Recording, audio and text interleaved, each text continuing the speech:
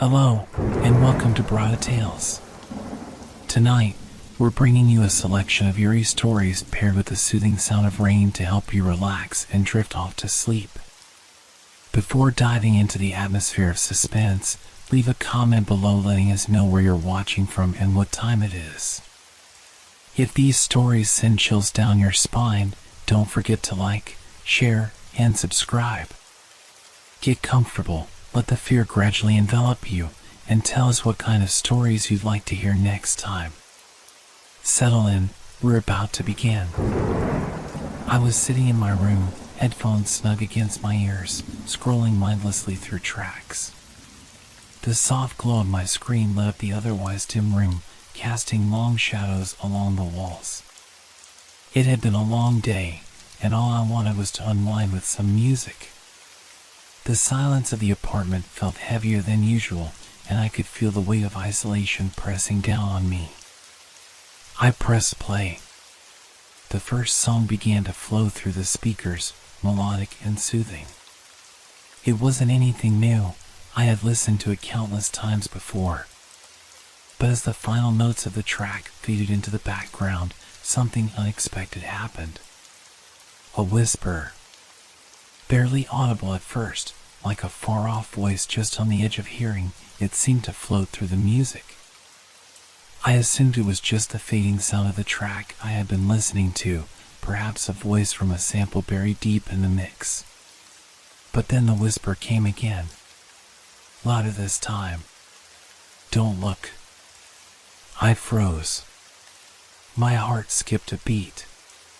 The words weren't part of the song. I quickly hit pause and pulled off my headphones. Silence flooded the room. My mind raced. Had I imagined it? There was no sound, nothing out of the ordinary. I placed the headphones back on, half expecting the whisper to be gone. But as the next track began, I heard it again. Don't look. I shivered. My hand hovered over the pause button, but I hesitated. There was something about the voice, something unsettlingly familiar. I closed my eyes for a moment, trying to calm my racing thoughts. This had to be some kind of trick, some distortion or glitch in the music. A simple coincidence. But then it happened once more. Don't look. The voice was clearer now, more distinct. It felt personal, as though it was speaking directly to me. I felt a chill run down my spine. The music played on, but my thoughts were elsewhere. I tried to rationalize it. Maybe it was a prank. Maybe someone had hacked into the music stream or added a sound clip to mess with me. But deep down, I knew there was something more to it. Something that didn't belong. Something wrong. I looked around the room, half expecting to see someone there. But it was just me, alone in my apartment, in the quiet night. The shadows seemed to stretch further than before, and the silence between the tracks was becoming deafening. I took a deep breath, trying to ignore the growing sense of dread.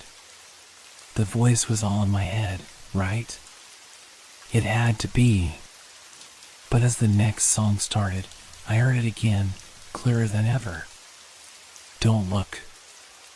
I was about to hit pause when I heard something else, a sound, not from the headphones, but from somewhere in the room. A soft shuffle, almost like footsteps. My heart raced, and I quickly ripped the headphones off. The room was still. The shadows loomed, but nothing had changed. I felt my skin crawl as the whispers continued, this time not through the music, but in my ears, just outside my thoughts. Don't look. My pulse quickened. I felt it then, a strange, heavy presence in the room with me. It was as if the very air had shifted, thickened with something unseen, something watching.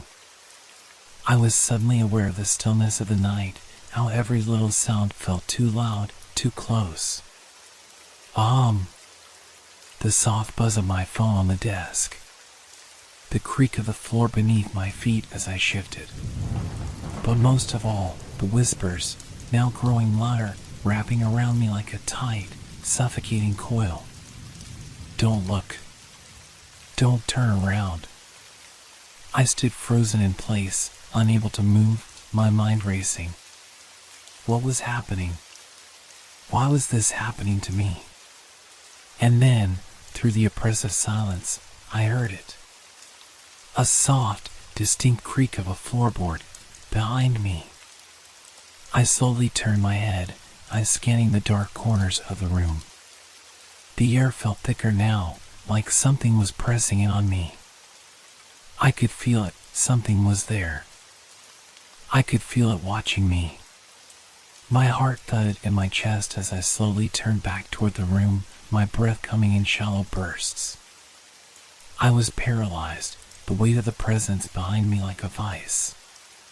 My eyes darted across every corner, every inch of the room, but I saw nothing. Nothing except shadows. The whispers continued, now almost imperceptible beneath the music, but still clear in my mind. Don't look. Don't turn around. My fingers trembled as I reached for the headphones, my hand shaking as I lifted them back to my ears. The music played on, soothing, calm, but the voice was still there. Don't turn around. My breath caught in my throat, and I could feel my pulse in my neck. It was as if the room itself had shifted, becoming something else, something oppressive. I strained to listen, but the air felt too thick. The whispers had taken on a darker tone, a more menacing edge, and the room seemed to close in on me, the walls pressing ever so slightly. I could hear something now, just barely over the whispers, scratching. A faint, deliberate scraping noise. It came from the corner of the room, where the shadows pulled thickest. My eyes darted in that direction, but I quickly forced myself to look away. I had to ignore it. I had to focus on the music, on the rhythm, on anything but the creeping feeling that something was there, in that dark corner, waiting. But the scratching continued, almost rhythmic now. I could feel my skin crawl. My mind screamed at me to leave, to get out, but I couldn't move. My body felt like it was frozen in place. And then, as if to punctuate the horror, the scratching stopped. Dead silence. I could hear my own heartbeat now, thudding loudly in my ears, as the shadows seemed to stretch even further across the floor. My eyes involuntarily flickered back to the corner, and for just a split second, I thought I saw something move. Something dark. Something that didn't belong. Don't look. The voice was louder now, urgent, almost frantic. My chest tightened. I could feel my breath catching in my throat as the room around me seemed to shrink. The darkness seemed to deepen, pooling like ink in the corners, creeping toward me. And then, the air shifted again. A sudden, sharp sound, the unmistakable sound of something heavy being dragged across the floor, came from behind me. I froze, every muscle in my body locked with terror. I didn't dare turn. My eyes were fixed straight ahead, glued to the wall as if my very existence depended on not acknowledging what was happening behind me. I should leave. I should run. But my feet wouldn't move. The dragging sound continued, coming closer, and I realized with a sinking dread that it wasn't the kind of noise that came from anything natural. It was too deliberate. Too slow. My mind raced, but there was only one thing I could focus on, the whisper. Don't turn around. It wasn't just a warning now, it was a command. A command that felt like a presence, something larger than the room itself. My entire body screamed at me to disobey, to run, to turn around and face whatever was behind me. But a primal fear held me in place, something deep inside me knew I shouldn't look, that to look would mean something I couldn't understand. The room grew colder. My breath came out in visible puffs, even though I could see no reason for the chill. A shadow shifted in the corner. A shape. But it was wrong, moving too fluidly, like it didn't belong to the world of flesh and blood. The whispers started again, clearer now, almost gleeful in their urgency. Look, if you want to survive, you need to know what's here. My mind screamed at me to fight, to run, but my body couldn't respond. It was as if the very act of thinking about moving would pull me into whatever nightmare was lurking in the dark. The dragging sound had stopped, but now there was something else, a soft, barely noticeable thump. Thump. Thump. It was getting closer. I swallowed hard. My throat was dry, my body trembling uncontrollably. I had to face it. I had to know what was behind me. With a shuddering breath, I forced my body to move, reaching for the pause button. My hand trembled as I slowly reached for it, pressing down on the button. The music stopped, and in the silence that followed, I heard it.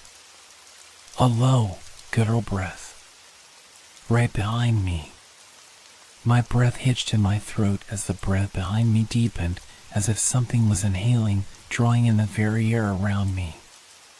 The room, once familiar, had become alien, charged with an energy I couldn't comprehend. Every instinct in my body screamed for me to run, to turn, to do anything, but I couldn't move. I couldn't look. The air felt suffocating now, the silence between my breaths growing heavier. My body refused to obey. My legs felt like lead, and my mind, paralyzed by fear, could only focus on that breath, that sound. It was so close. The hairs on the back of my neck stood up as I finally managed to lift my eyes, staring straight ahead, refusing to acknowledge the presence behind me. My fingers gripped the edge of the desk in front of me, knuckles white. My entire body was rigid, frozen in place. The whispering voice returned, though now it was no longer a voice, it was a feeling. A sensation that vibrated within me, deep inside my bones, clawing at my thoughts. Don't turn around. But it was too late. The force of that presence, the weight of it, pushed me toward it, as though it were pulling me into its very being. I could no longer fight it. I had to know what it was. I had to face it. With one last desperate breath, I turned. The room seemed to distort around me, the shadows blurring and bending as I swiveled on my feet. My heart thundered in my chest, and I finally allowed myself to glimpse the corner, the place where I'd felt something lurking. But what I saw, I can't describe it. At first, I thought it was a trick of the light. A shifting shadow, a moment of visual distortion. But then, it moved. The figure.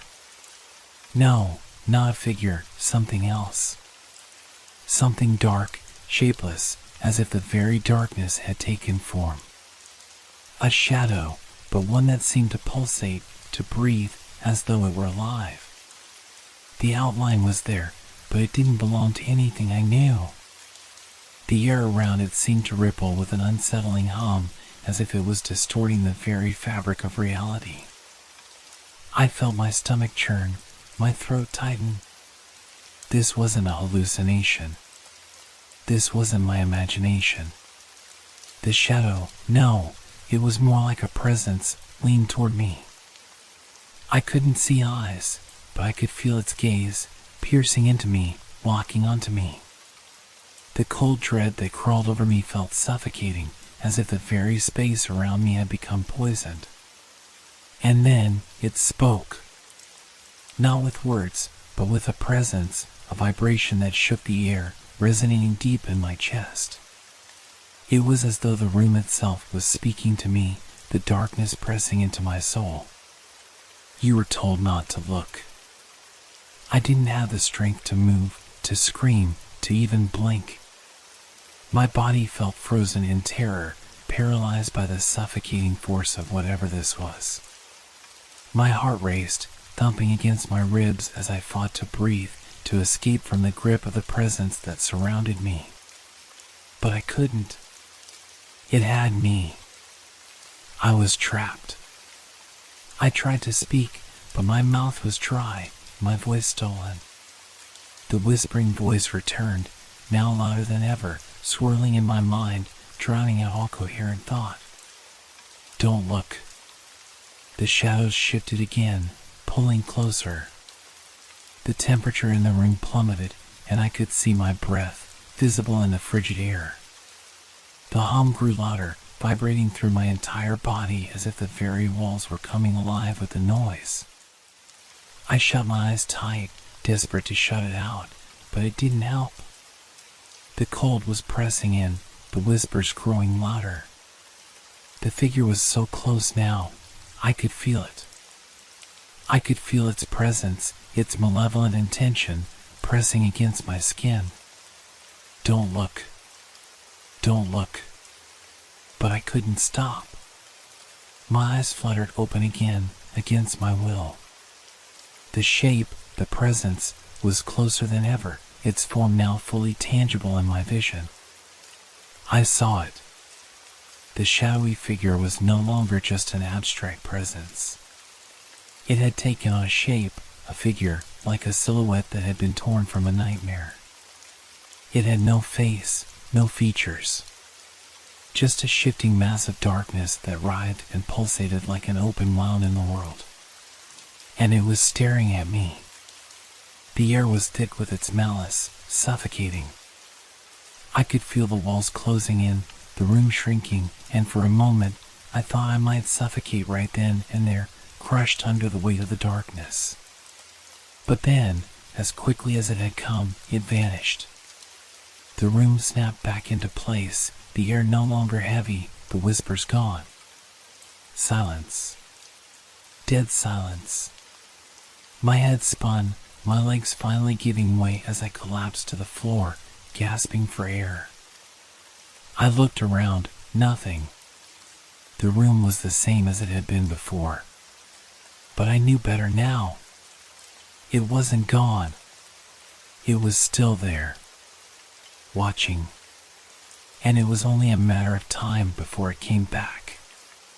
The silence in the room felt unnatural, like the calm before a storm. My chest rose and fell with each desperate breath, but I could barely steady myself. My thoughts were scattered, my mind racing, trying to piece together what had just happened. I looked around the room, half expecting the figure to reappear from the shadows, but there was nothing. Only the cold air and the eerie stillness that hung in the room like a shroud. I pushed myself up off the floor, my limbs shaking uncontrollably. I needed to escape. I needed to leave, to get away from this place. But as I stood, my body felt heavier, like the very weight of the room was pressing down on me. It wasn't just the fear anymore, it was something else. The oppressive sense of being watched, of being followed, lingered in the air, thick and suffocating. I stumbled toward the door, desperate to get out, but the handle felt foreign in my grasp. It was as if I couldn't remember how to turn it, as if the simple act of leaving had become impossible. My fingers fumbled, twisting the knob over and over, but the door wouldn't open. I couldn't breathe. The whispers returned, quiet at first, but growing louder with each passing second. They weren't coming from the headphones this time, they were all around me. A chorus of voices, overlapping, soft at first, but gradually becoming more distinct. Don't leave. Stay with us. Don't look. I froze, my hand still gripping the doorknob, but I couldn't move. I wanted to scream, to shout, to run, but something held me there, rooted in place. The whispers were pulling me deeper, digging into my mind, twisting my thoughts into knots. It was as if they were inside my head now, taking control of my every thought. "Don't look," they whispered again, and this time it was a command, louder, more insistent. I wanted to cry out, but my voice was gone. My throat was dry, constricted, and every breath felt like it might be my last.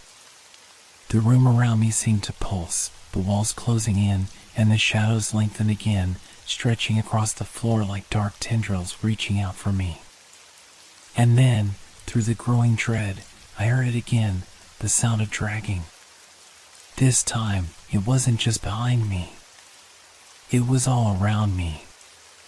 It came from every corner of the room, slow and deliberate. A scraping, a dragging, like something heavy was being moved across the floor. But it was no longer just sound, it was something tangible, a force, a presence I could feel in my chest. My heart hammered in my chest, and for the first time since the whispers began, I felt the grip of panic tighten around me. The room was no longer just a place. It was alive, breathing, shifting, and I was trapped inside it. The dragging sound grew louder, closer. I could feel it now, vibrating through the floor beneath my feet, the air thick with the pressure of it. The door was still locked. I was still trapped. And then I felt it, cold fingers on the back of my neck. I gasped, my body freezing, and I spun around, but there was nothing there. No shadow, no figure. Just the empty room. But I could feel it, like the cold touch still lingered on my skin, crawling down my spine. The presence was there, I knew it, close enough to touch me. The whispers filled my head, louder now, overlapping, drowning out all rational thought. "Look," they begged, "look at us." I shook my head, my entire being rebelling against the command. I couldn't look. I wouldn't look.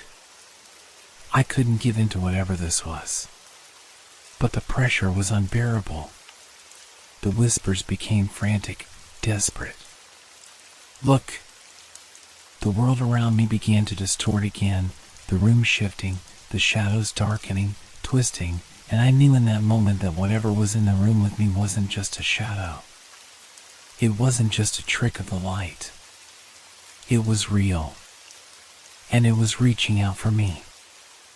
I closed my eyes tightly, my hands pressed against my ears in a futile attempt to block out the voices, but they were inside me now, inside my head, crawling through my thoughts, twisting my mind, suffocating me with their presence.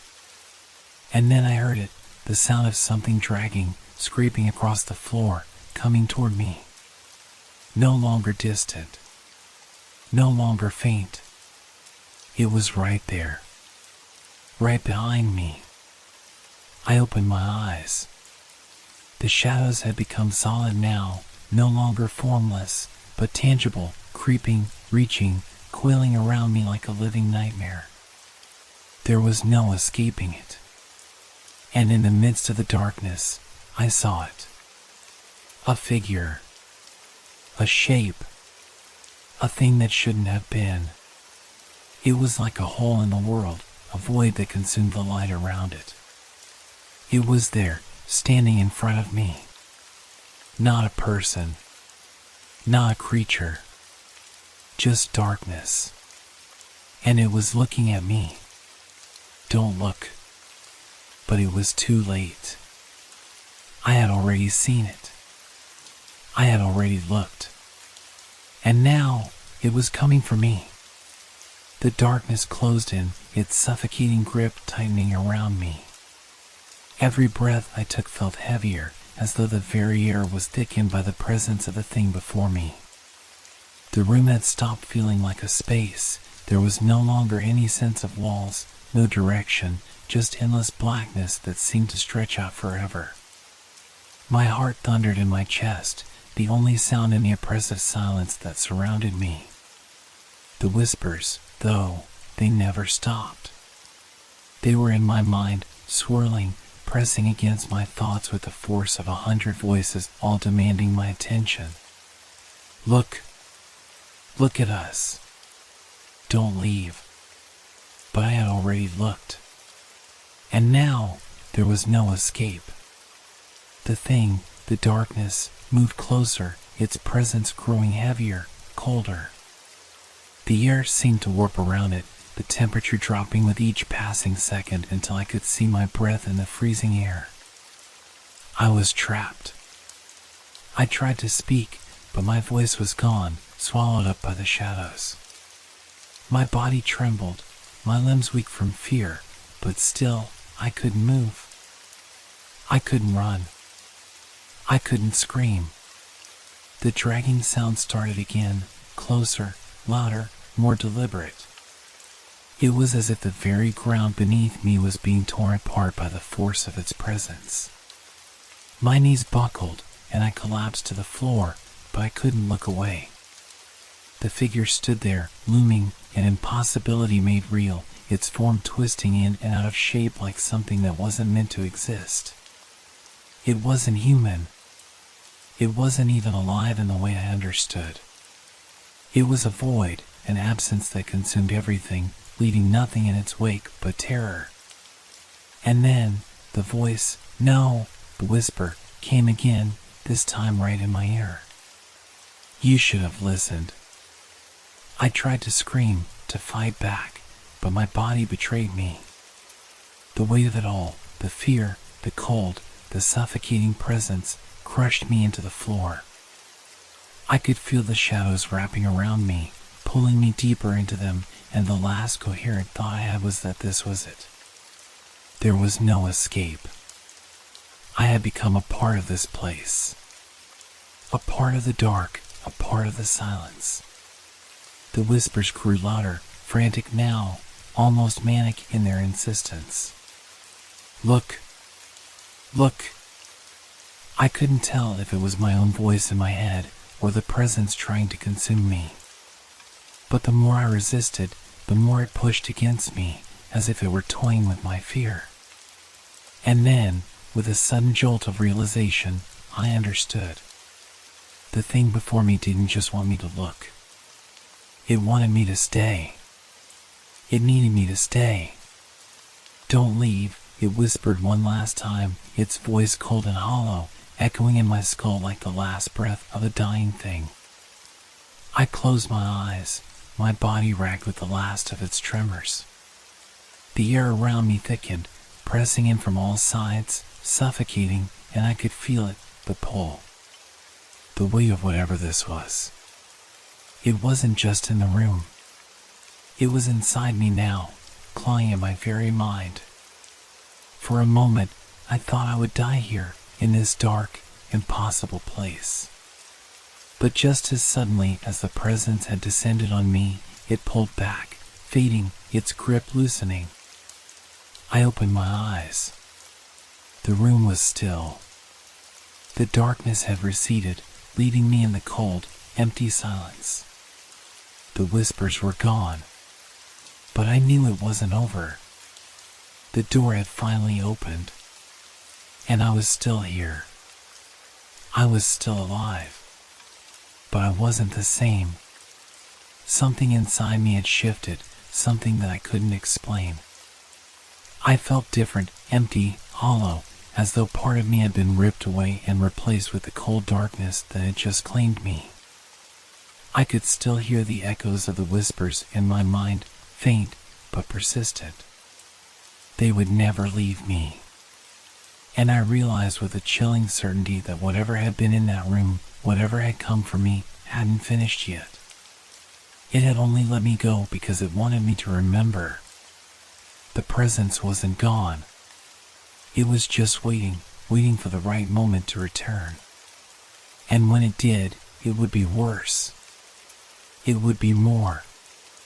I took one last look at the room that had once felt like a safe space, now twisted into a place of terror. Then, I stepped out. The door closed behind me, and I walked away, but the feeling of its cold fingers still lingered. I could still hear it whispering in the back of my mind. And I knew I could never escape it.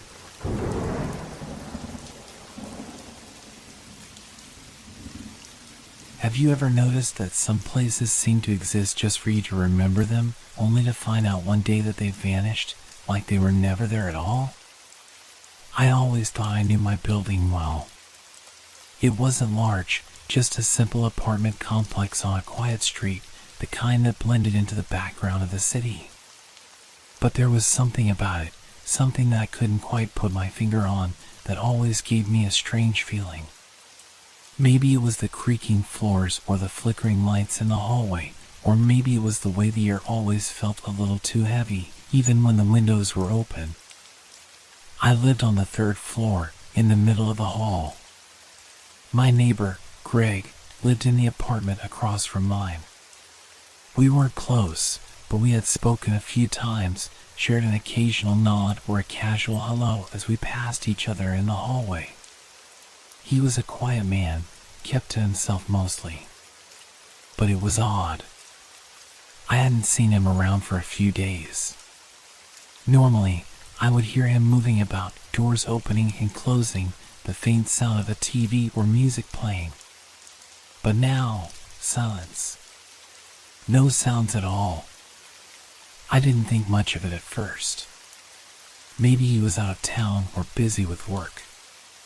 It wasn't unusual for people to disappear for a few days. But then a week passed.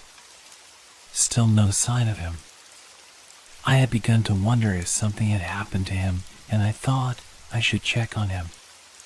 Maybe he was sick, or maybe something had gone wrong, and he was too proud to ask for help. One evening, I decided to knock on his door. I stood there for a moment, listening. The silence was unsettling.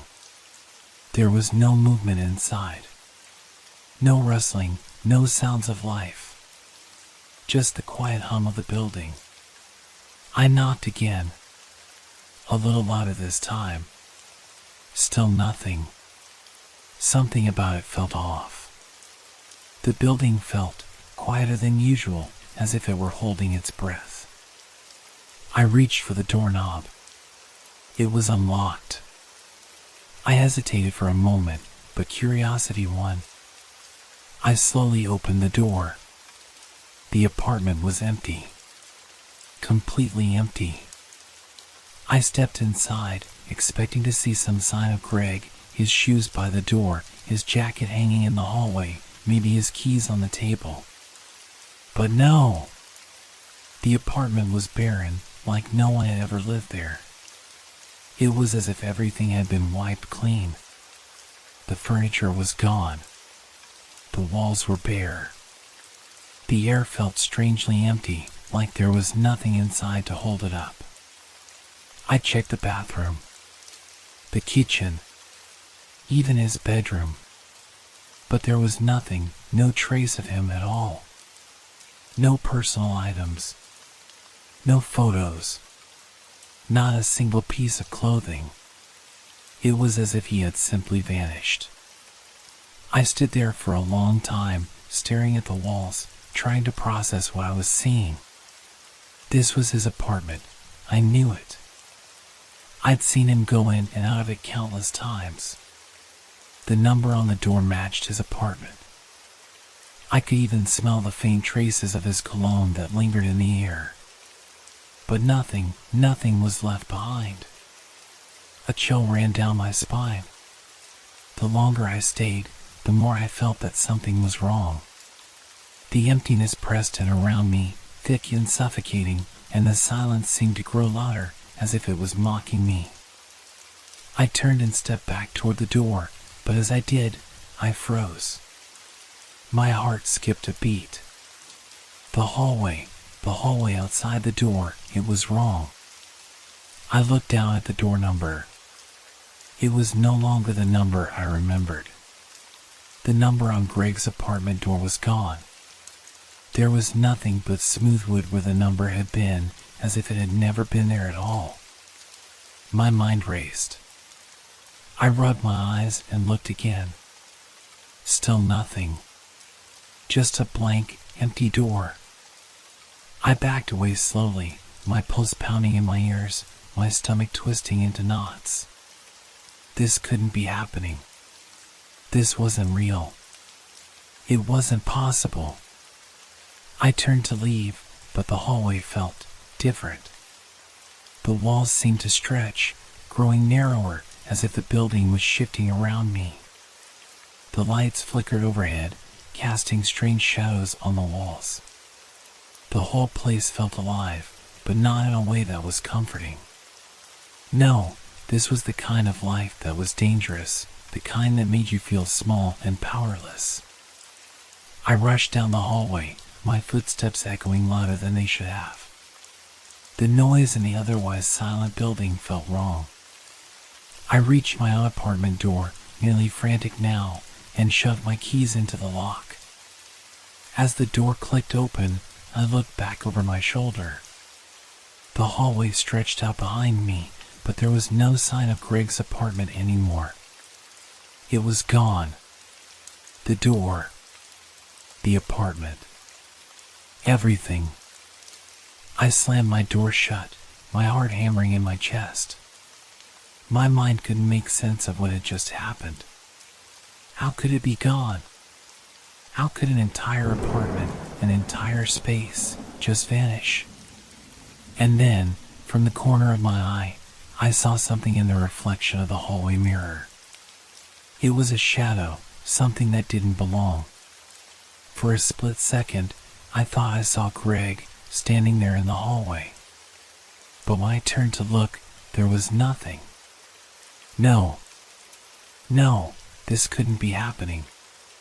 But I knew, deep down, that it was. Greg's apartment had disappeared.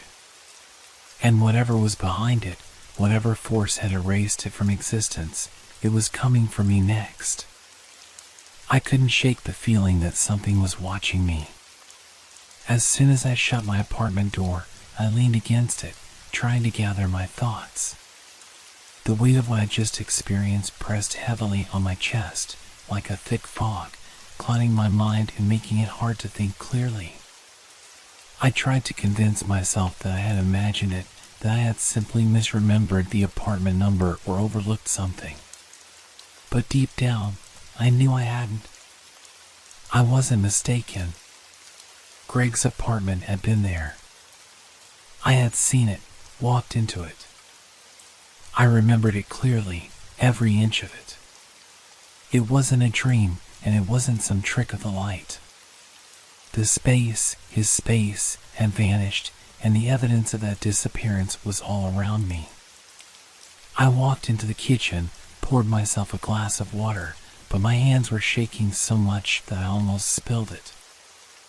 I set the glass down on the counter, wiping my face with my sleeve, trying to calm myself down. This wasn't the kind of thing that made sense. Nothing about it was logical. I stood still for a moment, listening to the quiet hum of the refrigerator. I thought I heard something, a faint creaking sound coming from the hallway. At first, I brushed it off as just the old building settling, but the noise came again, this time closer. I froze. My heart raced, my ears straining to pick up the sound. It was almost like footsteps, slow and deliberate. They echoed down the hallway, growing louder with each passing second. But there was no one there. No one in the hall. Not Greg, not anyone. I didn't want to go out there. I didn't want to face whatever it was that was playing with my mind. But I couldn't stay here. Not now. Slowly, cautiously, I stepped toward the door. I could feel my breath coming faster as I reached for the knob. As soon as I touched it, the creaking stopped. The silence was even more suffocating now. It pressed in on me, as if the building itself had paused, holding its breath. I opened the door just a crack, peering into the hallway. It was empty. But it felt wrong. The hallway looked different. The walls were somehow darker than before, the shadows deeper. And the air felt thick with something unexplainable. I stepped out, glancing both ways, but everything was eerily still. Then, I noticed something. The apartment doors were all the same. The door to Greg's apartment, the one that had disappeared, was back. But this time, it wasn't the same as it had been before. It was different. The door seemed warped, like it was distorting, bending at the edges, as if it wasn't meant to be there at all. I couldn't explain it. I wanted to walk away, to ignore it, but my feet moved toward it on their own. The closer I got, the more the air around me seemed to thicken, as if it were resisting my presence, pushing against me. My pulse quickened.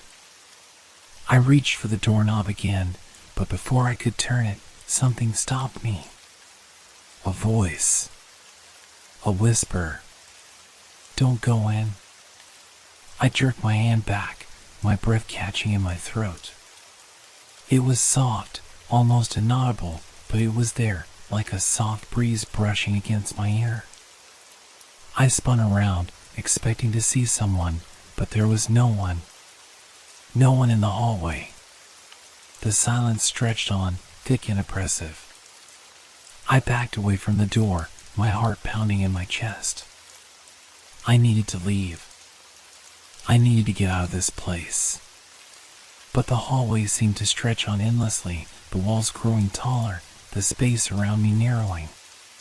The building was shifting again. It was changing. I turned, nearly running back to my apartment, slamming the door shut behind me. I collapsed against it, breathing heavily, my hands shaking as I fumbled to lock the door. But the moment I stepped away from the door, I heard it again. A sound. A thud. A heavy, deliberate knock. I spun around, my heart in my throat. The knocking came again, louder this time. It was coming from inside my apartment. No. It couldn't be. I was alone. There was no one here. There was no one else in the building. I hesitated, my breath caught in my chest. Every instinct screamed at me to run, to leave, but my feet wouldn't move. The knocking came again, and it was closer now, right behind the door. "Open it," the voice whispered again, softer now, almost sweet. "Open the door." I backed away, my eyes wide with terror. The door, it was still locked, wasn't it? But somehow, the sound was coming from inside. My mind raced as I tried to make sense of what was happening. I couldn't take it anymore. I had to know. With trembling hands, I grabbed the doorknob and turned it slowly. The door opened, and on the other side, nothing was there.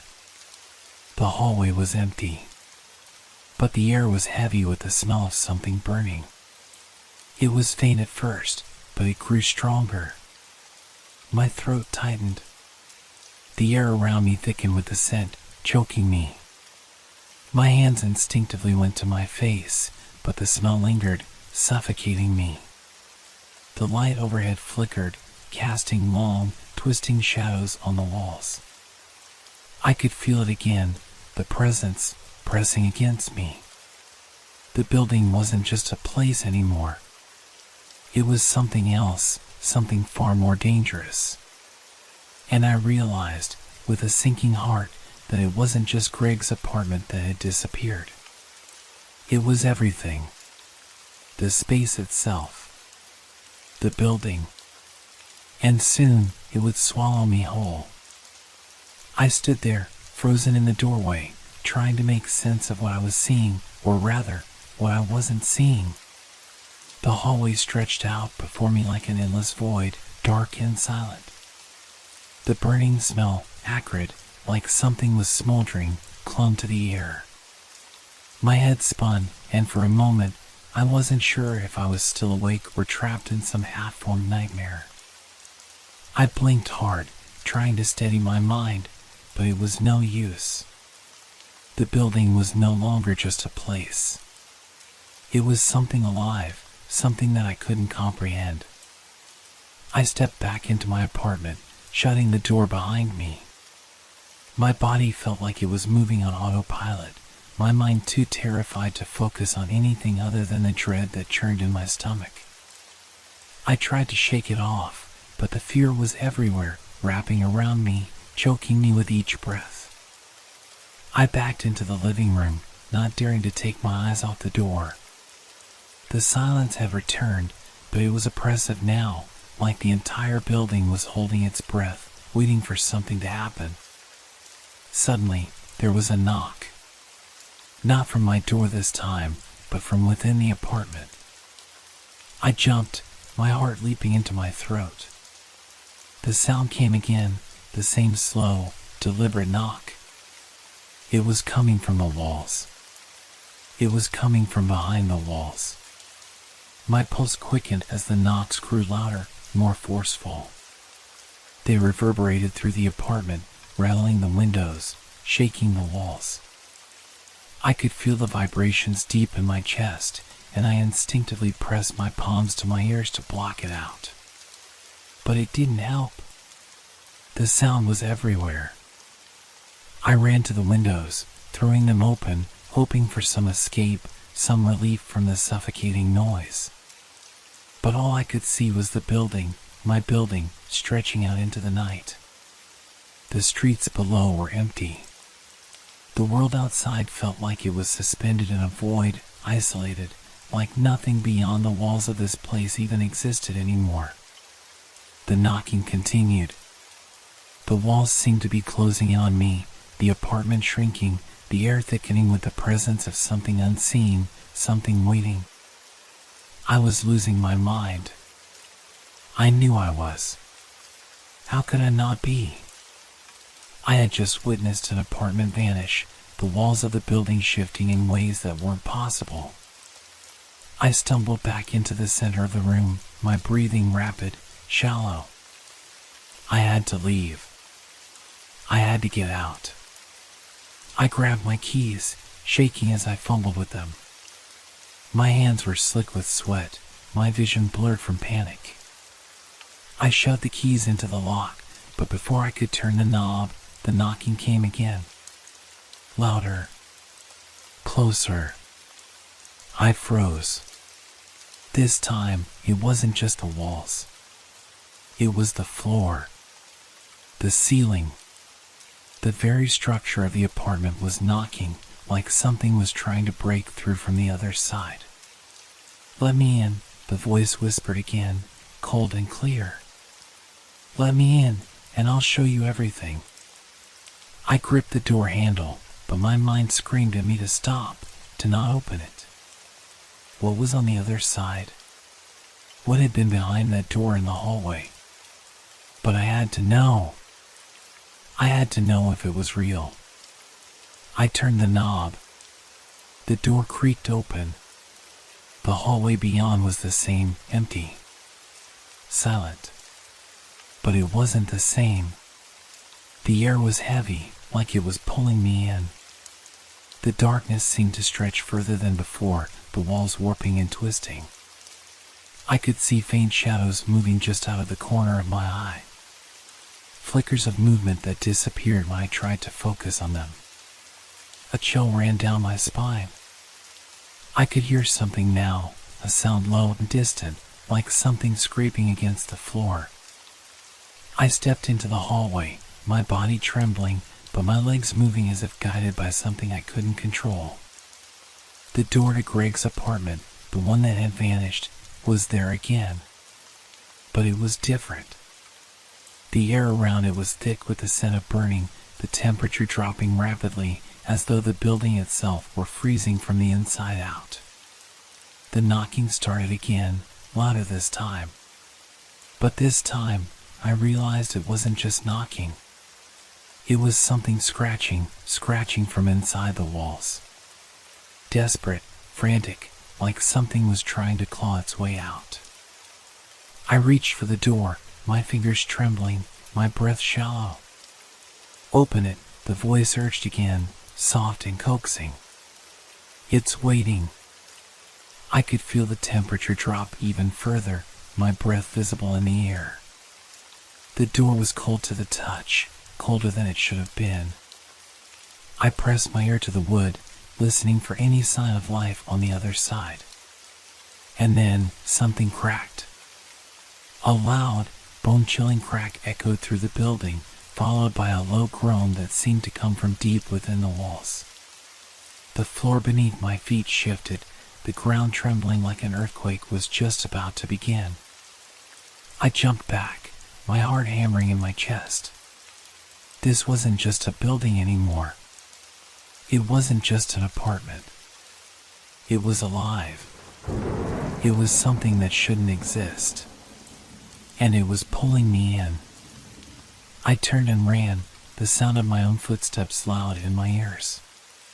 The hall stretched on, farther than it had before, the walls growing taller, the ceiling rising impossibly high. I could hear the knocking again, louder and faster, as if it were chasing me. I reached the stairs and started to climb, desperate to escape, to get away from whatever was trying to drag me back into that nightmare. The building groaned, the walls shifting, as if it were alive, trying to stop me. But I didn't look back. I just kept climbing. And I realized, in that moment, that there was no escape. The building was never meant to let me go. It had already claimed me. I don't know how long I had been climbing the stairs when I finally stopped. My legs ached, my breath ragged, but I couldn't bring myself to stop. The noise, the scratching, the relentless knocking, it was getting louder, closer. It was inside my head now. The walls were closing in on me, the staircase seemed to stretch endlessly upward, like the building itself was growing, pulling me deeper into its depths. I thought about the door, the one in the hallway, the one that had appeared after Greg's apartment had disappeared. It had been there again when I opened it. But that wasn't possible, was it? The building didn't work like that. The world didn't work like that. But this place, it was different.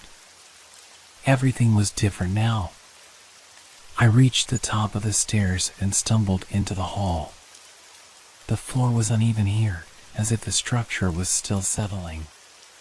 The flickering lights overhead cast long, distorted shadows, and the air felt heavy with something unspeakable.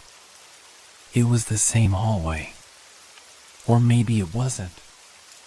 I didn't know anymore. I couldn't trust anything. The building had become something I didn't understand, something far worse than I could have ever imagined. And the further I walked, the more I felt like it was slipping away from me, like reality itself was bending, contorting in unnatural ways. I reached the end of the hall.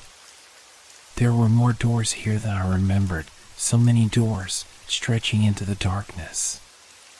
I didn't know which one was mine anymore. I didn't know where to go. My mind felt like it was slipping, fragments of thoughts disintegrating in my head. I took a deep breath and stepped forward. The knocking started again. It wasn't from behind me this time. It was coming from one of the doors in front of me. I turned toward it, heart racing, every instinct screaming at me to turn around, to run. But I couldn't move. I felt like I was being pulled toward it.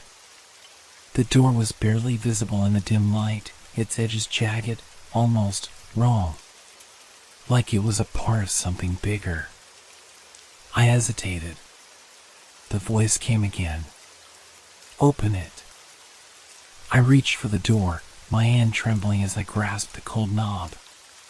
The temperature around me dropped even further, the cold seeping into my bones. The knocking had stopped now, but I could still feel it, the pressure building, suffocating me. I turned the knob and stepped inside. It wasn't an apartment. It was the same hallway, the same place, but it was different. The walls were closing in. The ceiling was pressing down. The space was shrinking, the air thick and suffocating. The door I had just come through disappeared. The hallway stretched into infinite darkness, flickering lights casting long, grotesque shadows that writhed and twisted on the walls. I was trapped. The knocking started again. This time, it wasn't just in my head. It was everywhere. It was coming from inside the walls, the ceiling, the floor. The whole building was alive. And it wanted me. I ran. I don't know how long I ran, or how many doors I passed. The sound of my footsteps echoed in the tight, ever-narrowing hallway. The knocking grew louder with every step, the walls contracting, the space shrinking, until I couldn't breathe. I was suffocating. I was drowning in the air, the weight of the building pressing down on me. I turned a corner, my eyes scanning the darkness for an exit. But there was nothing. Just more doors, more hallway, more endless, twisted space. I stopped. I couldn't keep going. I couldn't keep running. There was nowhere left to go. The whisper came again, a low, cold breath against my ear. Let me show you the truth. I spun around, my heart hammering in my chest. The hallway was gone. The walls were gone. Everything was gone. There was only darkness. And then I saw it. In the center of the void, a figure. Tall, shadowy, its form shifting and flickering like a bad connection. It was there and not there at the same time, a distorted presence in the middle of an endless black sea. It reached out to me. "Greg," I whispered, barely able to breathe. The figure didn't respond. It just stretched, like it was made of smoke, or shadows, or something else, something beyond words. I didn't understand. I didn't understand what it was. What it had done to me, to Greg, to the entire building. And then the voice came again, clearer now, its tone a mix of mockery and something darker. "You're too late. It's already done." I opened my mouth to scream, but the sound died in my throat. There was no air. There was no voice. Just darkness. Just silence. And the walls that were no longer walls.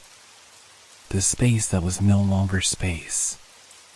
The last thing I saw before I lost all sense of time and place was the shape of the door I had come through.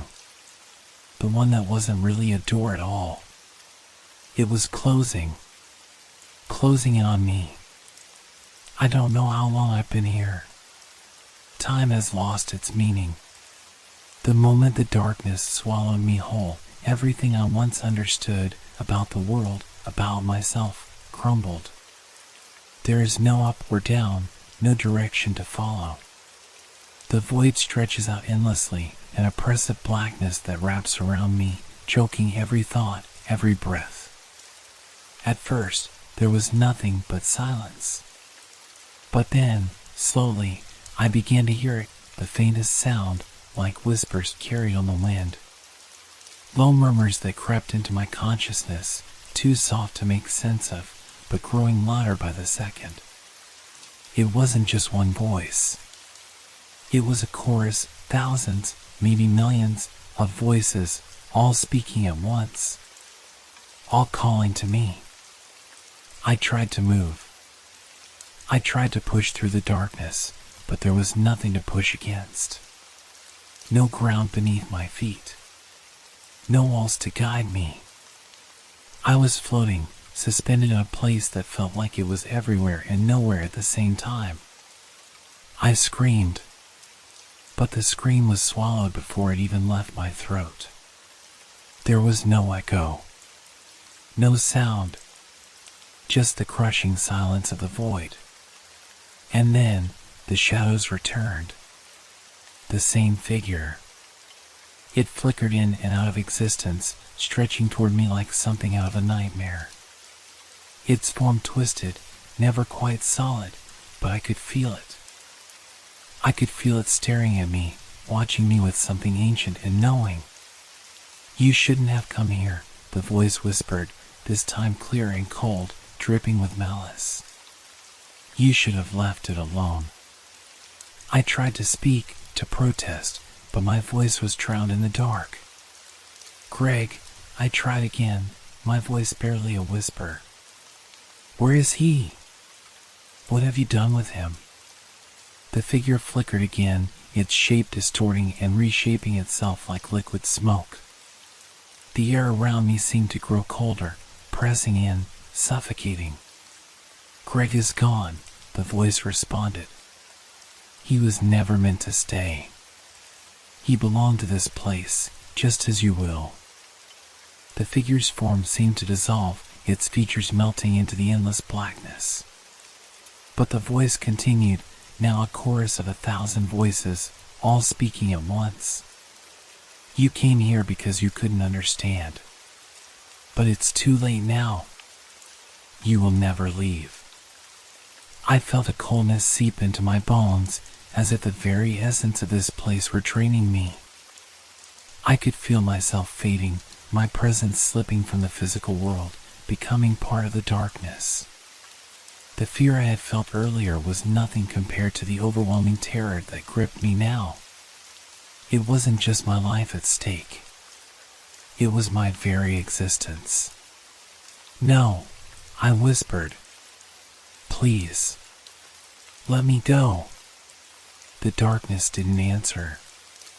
It just continued to stretch, to expand, until it consumed me entirely.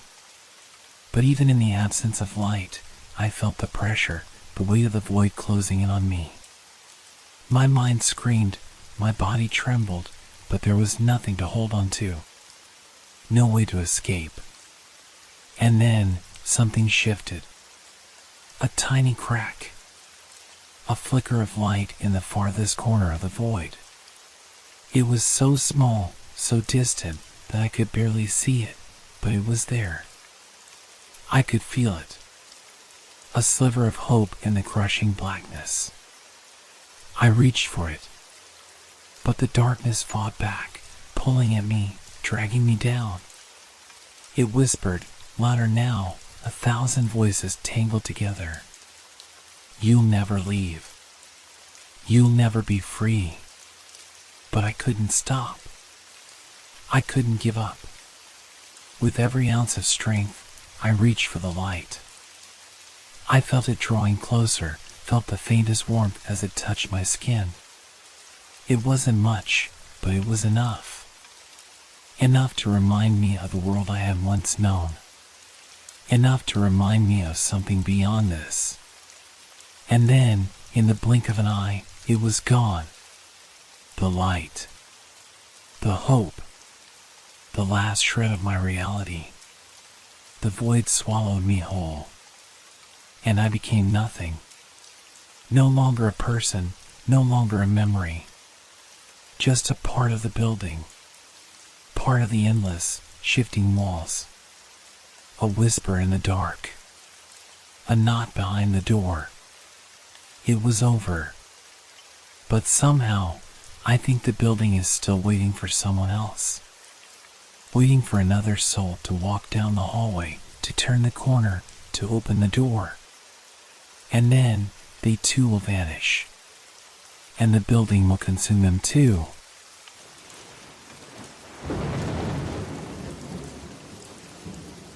Have you ever wanted to know the truth about the people around you?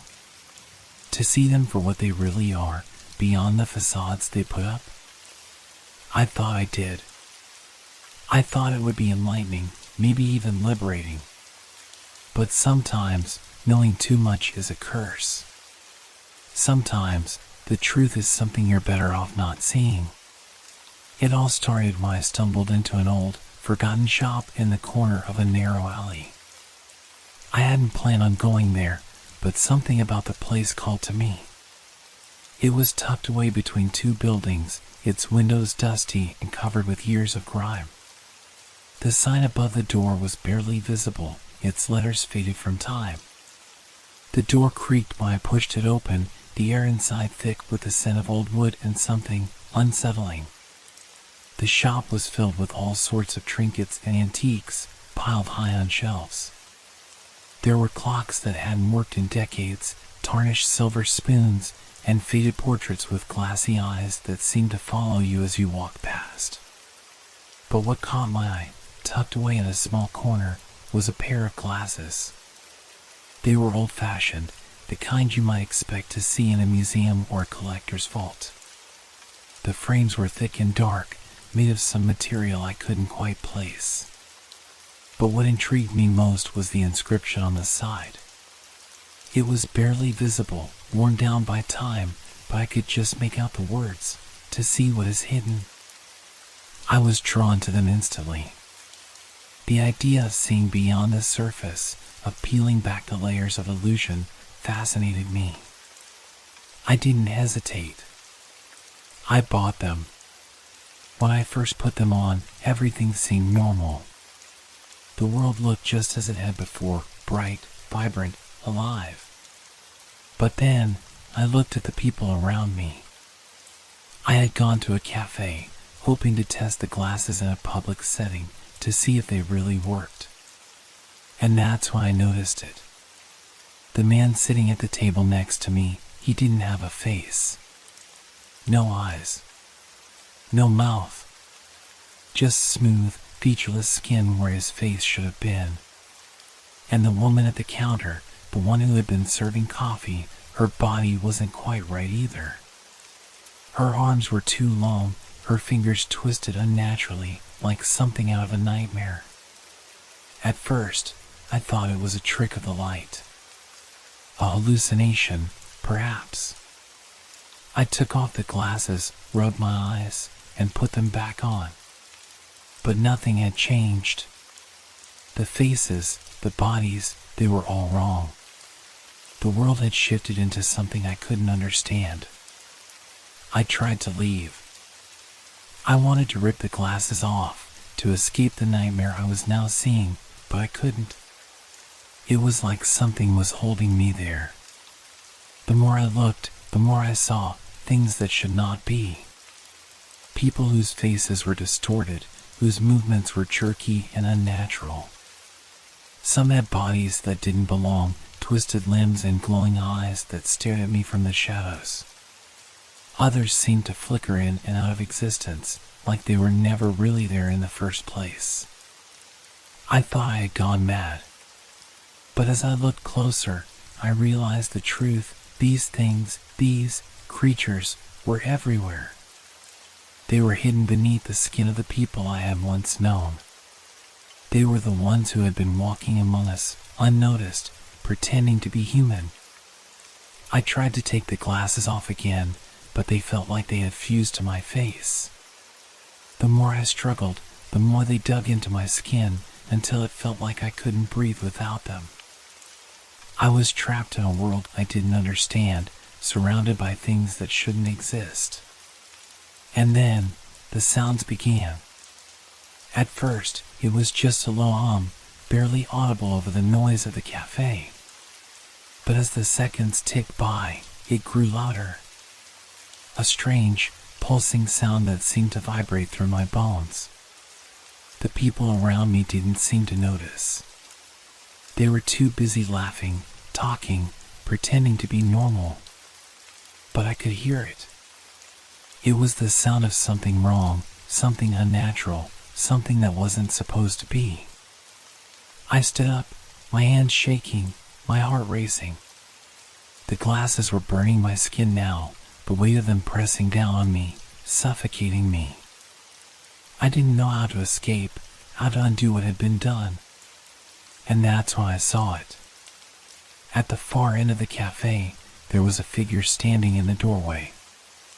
It wasn't like the others. It wasn't even human. Its limbs were too long, its skin a sickly shade of green. Its eyes, if you could even call them eyes, were hollow, dark voids that seemed to stare right through me. It smiled.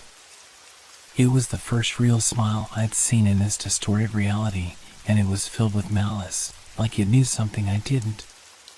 It stepped forward, and the room seemed to shift with it, warping as if the very space was bending to its will. The figure pointed at me. And in that moment, I knew I was no longer just a witness. I was part of it now. The truth had consumed me, and there was no going back. The air felt thick, oppressive. The figure, the thing, moved closer, its long, twisted limbs dragging across the floor like something crawling out of a nightmare. Each step was unnervingly slow, deliberate, and the sound of its movements was a hollow, scraping echo that reverberated through the room. I tried to back away, but my legs were frozen, unwilling to obey. The more I looked at the creature, the more I felt the world around me contort. The cafe, once a bustling haven of normalcy, now felt like a stage set, each object and person a puppet in a grotesque performance. People were still seated, drinking coffee, chatting, oblivious to the growing terror in the air. But their faces were all wrong. The man with no face from earlier, he had turned toward me, his head tilted unnaturally, as if he was studying me with whatever was left of his existence. The creature's smile stretched wider as it approached, its lips twisting into something that didn't resemble any human expression. My heart pounded, and the pulsating hum in the background grew louder, vibrating through my chest. It wasn't just the cafe now, it was everything. The world felt as though it was being torn apart at the seams, and all I could do was stand there, paralyzed, watching it unravel. The glasses, still firmly pressed to my face, felt heavier now, like they were digging into my skin. I wanted to rip them off, to escape the horrors they revealed, but my hands wouldn't cooperate. They felt distant, as if they were no longer my own. The creature was inches away now, its cold, void-like eyes fixed on mine, its grin widening even further. "You see us now," it hissed, its voice an unnatural rasp, like gravel being ground underfoot. "But can you ever unsee?" I wanted to scream, but the words caught in my throat. There was something almost wrong about the way it spoke. The hum in the air seemed to mimic its voice, a low, undulating noise that echoed in my skull.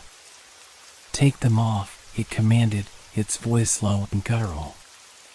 "You don't know what you're asking for. You don't know what you've uncovered." I didn't understand. What had I uncovered? What was this thing? Was it real? Was I losing my mind? Everything around me felt distant, a nightmare I couldn't wake from. The figure's presence loomed over me, blocking any escape, a wall of shadow and twisted, alien form. And yet, despite the horror it represented, there was a strange allure to it, as if I was supposed to understand, as if the creature were offering me a glimpse into something far darker than the world I had known. "Can't you see?" it whispered, its voice slipping inside my mind. "You are one of us now. You see beyond the veil. You see the truth." The world around me shifted again, the walls of the cafe beginning to warp, bending like rubber. The faces of the patrons, if they could still be called that, began to twist and stretch, their features elongating, their eyes bulging unnaturally. Some were laughing, but the laughter was empty, hollow, as if they were mocking me from within their broken bodies. Others screamed, but no sound escaped their mouths, only garbled static that filled the air like a radio malfunctioning. I wanted to tear my eyes away, to escape, but the glasses, those cursed glasses, held me in place. Their power was absolute, locking me in this hellish vision. The room felt small and now, suffocating, as if it were closing in on me. "You will never be free again," the figure said, its voice darkening with menace. Once you see us, we never leave. The words echoed in my mind over and over, like a mantra that threatened to drown me. The creature's eyes gleamed in the dim light, a sickly reflection of some deep, cosmic truth that no human was meant to comprehend. The truth that we were not alone. That we had never been alone. That these things, these creatures, had always been here, hiding behind human faces, hiding behind the walls we built to protect ourselves from the dark. I shook my head, trying to clear the fog that was settling over me. But the darkness, the truth, was everywhere now, spreading like a disease. The creature stepped closer, its long fingers reaching out, brushing against my skin. It was cold. Unnaturally so. And as it touched me, I felt a pulse, like electricity zapping through my body. I gasped, unable to move, unable to breathe. You will see more. The words were a command, an imposition. I had no choice but to obey. The figure stepped back, and the world around me blurred, the boundaries of reality flickering like a malfunctioning light. The glass that had once been my window to the truth shattered, and I was left standing in the darkness, surrounded by the twisted shapes of what had once been people. The cafe was gone, replaced by something far worse. Now, I was no longer just a witness. I was part of it. I was trapped in a world where the boundaries of reality no longer held, where everything, everyone, was something else entirely. The creatures had won. They had always been here, hidden behind the masks we wore. And I was nothing but another pawn in their game. The truth, it seemed, was far more horrifying than I had ever imagined. And now that I had seen it, I could never unsee it. The darkness around me pressed in, thick and suffocating. My breath was shallow, each exhale coming in gasps as if the air itself was no longer enough.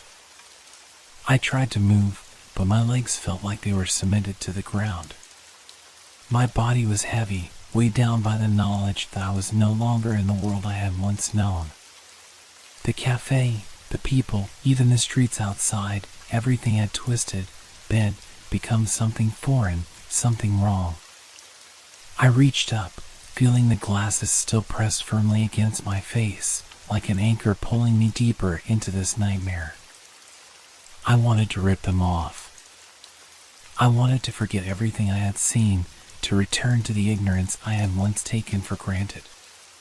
But the moment my fingers brushed the frames, a sharp pain shot through my skull, as though the glasses were latching onto me, binding themselves to my very mind.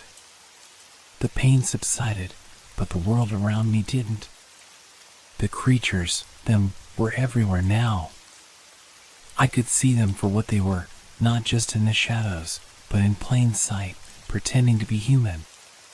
Their disguises were cracking, slipping, revealing their true forms, twisted, grotesque shapes that pulsed and writhed as though they were made of liquid darkness. I stumbled backward, my mind reeling. My heart pounded so loudly in my chest that it almost drowned out the hum that had followed me since the moment I put on the glasses. It was louder now, resonating through my bones, like a heartbeat that wasn't my own. As I backed away, my foot struck something solid. I turned, expecting to find a wall, but instead, I found an open doorway. It wasn't a doorway to the familiar world I had known, it was something else, something other. The doorway seemed to stretch, elongating, becoming a black void. I could feel it calling to me, pulling me toward it. A part of me knew it was a mistake to go through, that whatever lay beyond was not meant for human eyes. But another part of me, something darker, wanted to know, needed to understand. Without thinking, I took a step forward. Then another. The moment I crossed the threshold, the air around me shifted. The ground beneath my feet felt unstable, as though I was no longer walking on solid earth, but on something far less predictable. The hum intensified, becoming a full-blown roar in my ears. My skin crawled with an overwhelming sensation, as if I were being watched by something that existed beyond the limits of human perception. I was no longer in the world I knew. I had stepped into something else, something ancient, something primal. The space around me was vast, endless, filled with shadows that moved on their own, stretching and retracting as though alive. There were no stars, no sun, just an all-encompassing blackness, thick and suffocating. Yet I could feel it. I could feel them. The creatures. They were here too, lurking in the darkness, waiting. And they were not alone. In the distance, something moved, too large, too fast, too unnatural to be human. A monstrous shape that flickered in and out of sight, like a mirage. It was watching me, following me. I could feel its eyes, if you could call them eyes, bearing down on me, pulling me toward it like a gravitational force. The ground trembled, and a low growl vibrated through the air. I could hear it now, a distant rumble that grew closer, louder. The shadows around me shifted, and the air grew thick with the stench of decay. The creatures, if you could even call them creatures, emerged from the blackness, their forms contorting, twisting, folding in on themselves like corrupted reflections. And then I saw it, a figure in the distance, standing in the center of the abyss, its shape barely discernible in the pitch-black void. Its presence was more than just visual, it was felt, deep in my chest, a primal recognition of something older than anything I had ever known. It didn't move, didn't speak, but its mere existence shook the very fabric of reality around me. The hum reached a deafening crescendo, vibrating through the air, the ground, my very bones. I stumbled, my knees buckling beneath me, as I tried to tear the glasses from my face. The pressure in my skull was unbearable now, like my mind was being crushed from the inside. "You shouldn't have looked," a voice whispered, low and haunting, filling my head. It wasn't coming from any one direction, but from all around me, from within me. "You can't unsee what's been shown." I tried to scream, but no sound came. The creature in the distance began to move, its limbs stretching and bending at unnatural angles. It was coming for me. I could feel it closing in. And then, a voice, clear, sharp, and cold, spoke from behind me. "You are not supposed to be here." I turned, my heart freezing in my chest. The figure from the cafe, the one with the hollow eyes, the twisted body, was standing right behind me, its face now visible, and it was smiling. It was not the same smile I had seen before. This one was more knowing, more sinister. "You belong to us now," it whispered. "There's no turning back." The words hit me like a wave, crashing over me, drowning me in their meaning. The truth had already taken root, and there was no escape. The creatures, the abyss, they were all a part of the same dark reality, a reality that had always existed, waiting for the right moment to reveal itself. And I was never meant to see it. The hum in my ears, the creatures that surrounded me, it was all too much. I couldn't breathe. I couldn't think. I couldn't escape. I had seen the truth. And now, I was nothing more than another lost soul in the darkness. The darkness consumed me. It wasn't just the absence of light, it was as if the very fabric of my thoughts was unraveling. Each second stretched longer than the last, each breath more desperate. The abyss around me pulsed with a sickening rhythm, like the heart of some ancient, forgotten creature, beating with an unholy resonance. My thoughts were a blur, fragments slipping away like water through my fingers.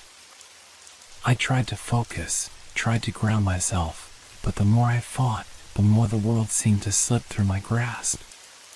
The creature, the one with the hollow, knowing smile, loomed behind me, its presence a crushing weight pressing against my back. I could feel its breath, cold and foul, brushing against my skin. But no matter how I turned, it was always there, just out of reach, never allowing me to face it fully. "You can't run from what you have seen," it whispered, its voice echoing in the darkness. "You have unlocked the door, and now you are bound to it. To us." The words hung in the air, vibrating with an unnatural power. They weren't just spoken, they were etched into my very being, sinking deep into the marrow of my bones, twisting themselves into the core of who I was. My hands trembled, but I couldn't move. I could no longer tell where the ground ended and the abyss began. The shadows had taken on a life of their own, curling and twisting like serpents, reaching out to touch me, to pull me deeper into the void. I stumbled forward, unable to stop myself. The air grew thicker with each step, a suffocating, choking presence that made my lungs burn. I could hear the whispers, the soft, maddening hum of voices all around me, growing louder with every moment. I turned again, desperate to escape, but there was no way out. The world had closed in around me, a trap that I had unknowingly set for myself. The glasses on my face felt heavier, their weight dragging me further into this nightmare, deeper into the truth I was never meant to see. And then, there was a shift. A sudden, sharp crack in the air, a break in the endless hum. The abyss flickered, just for a moment, like a broken television screen. I blinked, and the world around me warped, bent, twisted once more. A door appeared. It wasn't a door to safety, though. It was a door to something else, something older, darker. It was the doorway that had been waiting for me all along. The creature's voice, now clearer, sharper, spoke again. "Come closer. There is no escape. You are already here." Against my better judgment, I moved toward it.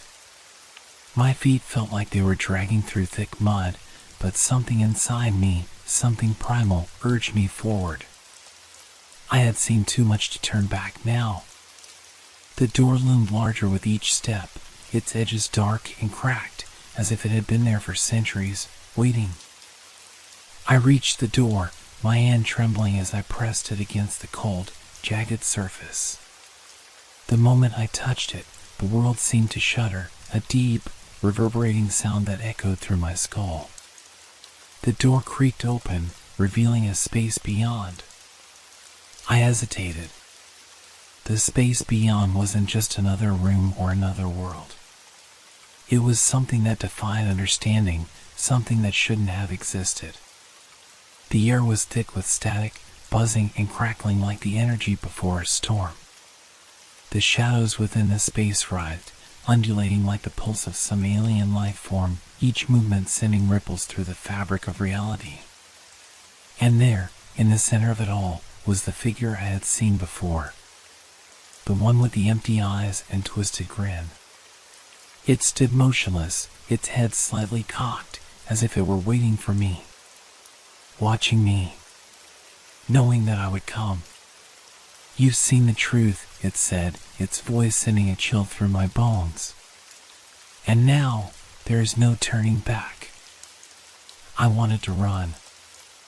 I wanted to scream. But my body refused to obey. I was trapped, locked in a nightmare from which there was no escape. As I stepped through the threshold, I felt the full weight of the abyss press down on me. The door slammed shut behind me, and the darkness swallowed me whole. I was no longer sure what was real. I wasn't sure if I had ever been sure. All I knew was that the world I had known was gone, replaced by something far worse, something incomprehensible. I was lost in a void. And somewhere, deep in the distance, I could hear the hum of the creatures, growing louder, drawing nearer. "Welcome," the creature whispered. "Welcome to the truth." And then everything went dark. I woke in a place that wasn't a place, an expanse of nothing, a void where no time existed, where nothing had substance. My body was numb, as if I no longer had control over it. There was no sensation of the ground beneath me, no air filling my lungs. It was as though I had been suspended in a state between life and death, between knowing and unknowing. I tried to move, but my limbs refused to respond. My mind, too, felt like it was drifting, like it was no longer tethered to anything. Memories flickered, half-formed, out of reach. Faces, places, sounds, they all felt distant, as if they belonged to someone else. But then, I felt it. A pull, subtle yet unmistakable. It came from within me, from the very core of my being. It was a magnetic force that lured me forward, deeper into the endless void. The humming sound that had haunted me since the moment I put on those glasses returned, faint at first, but growing steadily louder. It was the sound of them. The creatures. The truth. I didn't want to go, but I couldn't resist. I followed the pull, my movements jerky and unnatural. The dark space around me began to shift, to warp. I could feel something else in the dark, something that had been waiting for me, something that was now aware of me. And then, I saw it. A figure appeared before me, tall and impossibly thin. Its limbs stretched unnaturally, flickering in and out of existence like a broken reflection. Its face was a blur, but I knew, deep in my gut, that it was watching me. Its eyes, if they could even be called eyes, were endless black pits, hollow and infinite, and they bored into me with a chilling knowingness. The creature's mouth opened, but no sound came. Instead, a wave of cold, overwhelming dread crashed over me, threatening to drown me in its intensity. I could feel it pressing against my chest, my heart, suffocating me with the weight of the truth it carried. "You saw us," the creature's voice whispered, but not through its mouth. It spoke directly into my mind, a voice not made of sound but of thought. "You looked, and now you belong to us." The words didn't just hurt. They shattered something deep within me. The truth had been revealed, and there was no going back.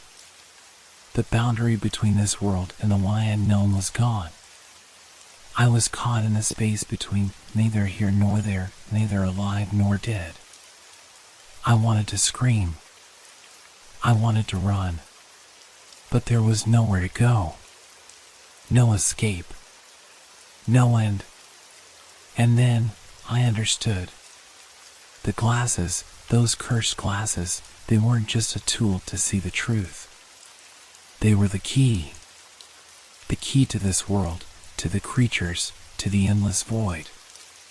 The moment I put them on, I had unlocked something that was never meant to be seen. And now, there was no way to undo it.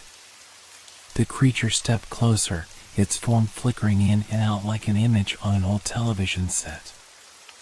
I could feel its presence invade my very thoughts, pushing deeper into my mind. "You cannot unsee," it whispered, its voice soft, but impossibly loud, reverberating through my skull. "The truth is now inside you. You are one of us." A sharp, agonizing pain flared behind my eyes, and I realized it wasn't just the glasses that had trapped me.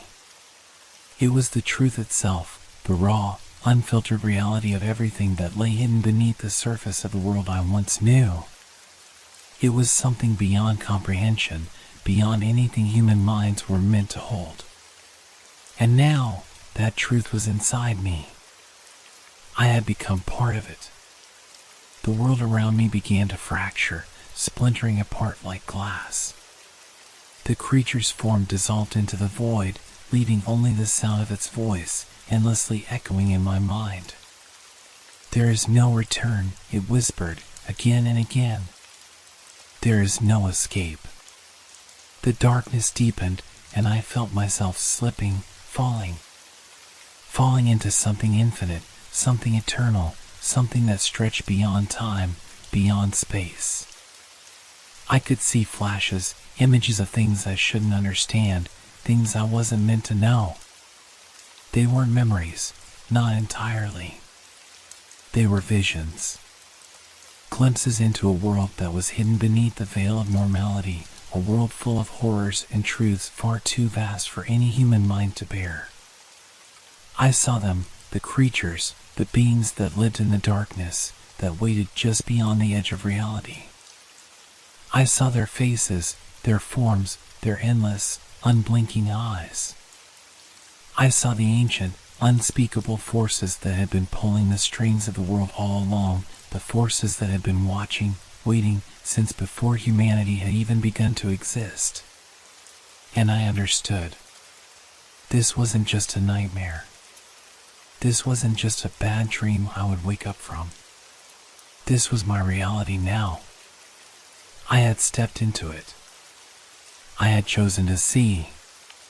And now, there was no turning back. The void closed in around me. The whispers, no longer just voices, but thoughts, grew louder, overlapping, blending together into one overwhelming roar. And then, there was nothing. No pain. No fear. No sound. Just the eternal darkness.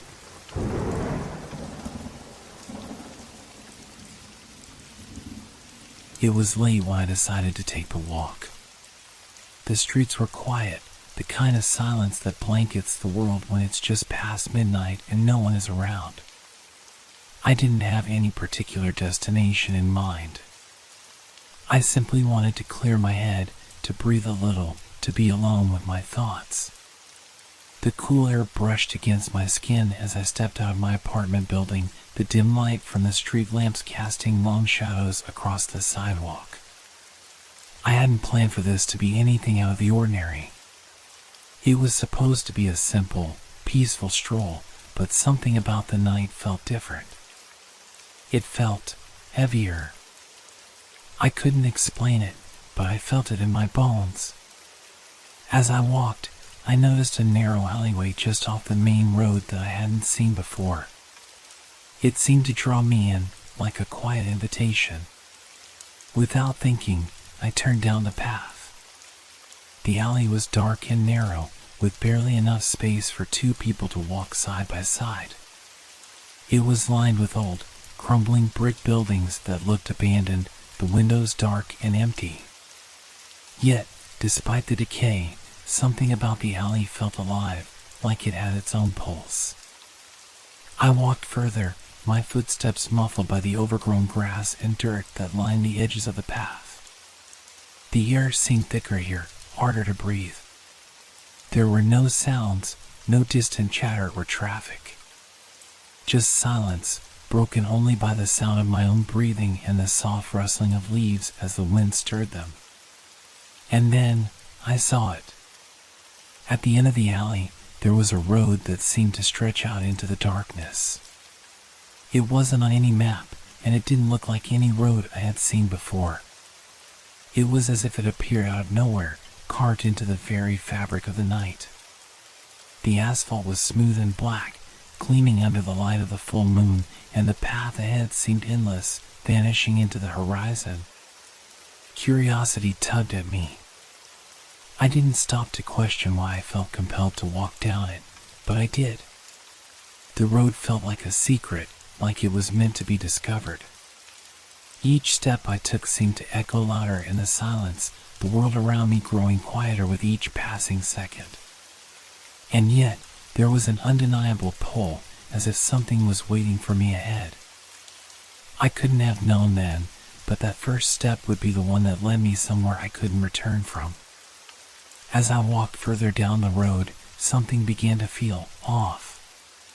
The silence became oppressive, almost suffocating. The air, which had once been cool and refreshing, now felt thick, like I was walking through a dense fog, despite the clear night sky above. I glanced back, expecting to see the alleyway I had just left, but there was nothing. The road stretched out behind me, just as endless as it had been in front. I took another step, then another. There was no turning back. The feeling of being watched crept over me again, stronger this time. It was as though the road itself was aware of my presence, shifting beneath my feet with every step I took. The trees on either side of the path were bare, their twisted limbs clawing at the air, reaching towards me like gnarled fingers. Yet, there was no wind, no breeze. The branches didn't sway, they simply hung there, suspended in an unnatural stillness. The streetlights that lined the road flickered intermittently, casting long, distorted shadows that danced along the ground like fleeting ghosts. I couldn't shake the sense that something had changed. I decided to keep walking, trying to push the creeping unease to the back of my mind. I didn't want to admit it, but I was lost. I couldn't remember how I had ended up here, and I certainly couldn't remember which direction I had come from. It was as though the world I had known, the world where streets had names and buildings had purpose, no longer existed. A sudden, sharp noise interrupted my thoughts. A crackling sound, like dry leaves being crushed beneath heavy boots. I froze, listening. The sound grew louder, closer. My heart skipped a beat as I slowly turned around. Nothing. Just the same road stretching endlessly behind me. I swallowed hard, trying to convince myself it was nothing. Maybe a branch had fallen, or an animal was lurking in the shadows. But as I turned back to face the path ahead, my eyes caught something else. A figure. It was standing far off in the distance, just barely visible beneath the weak glow of a flickering streetlight. It was tall, and its silhouette was distorted, like a shadow that didn't belong. My breath caught in my throat. I couldn't make out any details, no face, no clothes, nothing except the sense that it wasn't supposed to be there. The figure didn't move. It simply stood, watching, waiting. I was paralyzed, unsure whether I should keep walking or turn and run. But before I could make a decision, the figure slowly began to fade, dissolving into the darkness as though it had never been there at all. I stood there for what felt like an eternity, staring into the blackness. The road stretched out before me, the same as ever. But something had shifted. Something was different. I had no idea what I had just seen, but I couldn't shake the feeling that it was only the beginning. The air around me felt colder now. A chill had crept in, unnoticed at first, but now it was impossible to ignore. I pulled my jacket tighter around me and kept walking, the soles of my shoes tapping against the asphalt in a steady rhythm. The silence returned, but this time it was heavier, pressing against my chest, as though the very air was thickening with every step I took. The road ahead seemed to stretch farther than it had before. How long had I been walking? Minutes? Hours? It was impossible to tell. There was no sun, no moon to mark the passage of time. Only the endless stretch of pavement, stretching and twisting into the night. I glanced to my left. The bare trees were gone. In their place, there was a house, a small, run-down cottage, its windows dark and empty. I blinked and looked away, sure that I had imagined it. But when I looked back, the house was still there. How could I have missed it? I walked closer to the house, my curiosity growing. The windows were boarded up, and the door hung ajar, creaking softly in the wind. The closer I got, the more I could feel something pulling at me, urging me to step inside. The hairs on the back of my neck stood up. But no! Something inside me told me to stay away. I turned and continued walking, but the house didn't disappear. It was still there, following me, no matter which direction I took. The road twisted and turned, and yet that same cottage stood in the distance, always just a little too close. I couldn't escape it. I kept walking faster, my breath quickening. I glanced over my shoulder again. The house was gone. In its place stood something else. A car, parked by the side of the road. I hadn't seen it before. There was no sign of anyone inside, but the engine was running, the low hum of the motor vibrating through the air. The headlights were on, casting an eerie glow across the road. I stopped in my tracks. How could this be? I hadn't seen a single car on this road when I first started walking. How was it here now? And why was it running? The hairs on my arms prickled. I hesitated, feeling an intense need to approach it. But I didn't move. Something told me that getting too close would only make things worse. I continued walking, but now the road seemed to stretch in ways I couldn't understand. It was twisting and changing at impossible angles. I wasn't sure if I was walking in circles or if the world itself was shifting under my feet. The landscape around me seemed to warp, growing distorted, as if I was trapped in some kind of nightmare. Then, as if I had stepped into a different world, the scene changed. The road ahead was no longer just an empty stretch of blacktop. There were people now. Dozens of them, standing motionless at the side of the road, staring at me with hollow, lifeless eyes. Their faces were pale and drawn, their bodies stiff as if frozen in place. They didn't move or speak, but they were there, watching. I felt my pulse quicken. My body screamed for me to turn and run, but my feet felt like they were stuck to the ground. I tried to look away, but their eyes followed me. They didn't blink. Suddenly, one of them stepped forward. It was a woman, her face gaunt and ashen.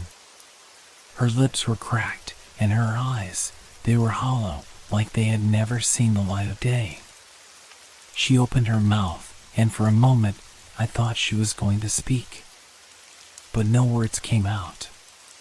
Just a low, guttural hum, like something trying to break free.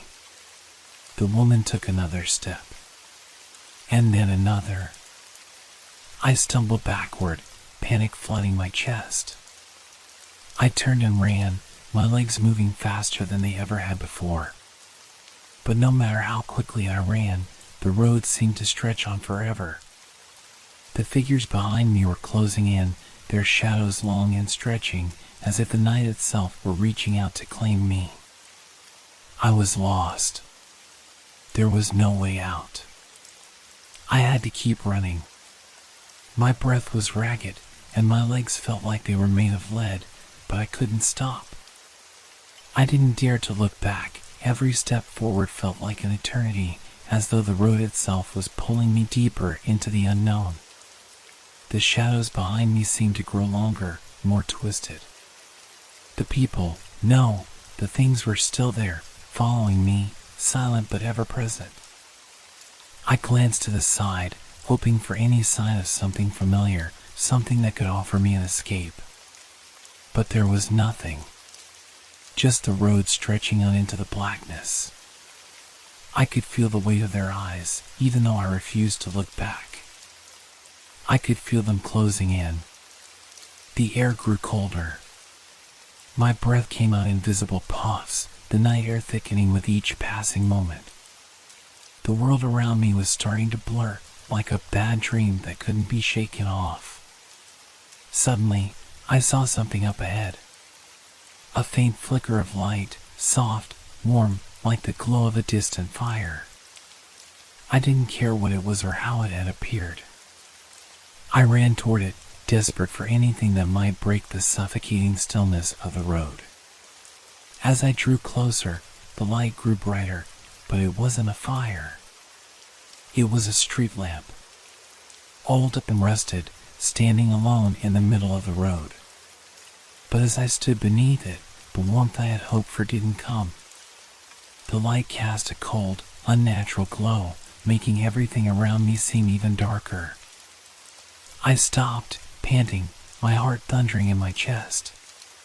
The silence was oppressive now, so thick it felt like it could suffocate me. The world was pressing in on all sides. Then, the road ahead, it shifted. It wasn't just a landscape.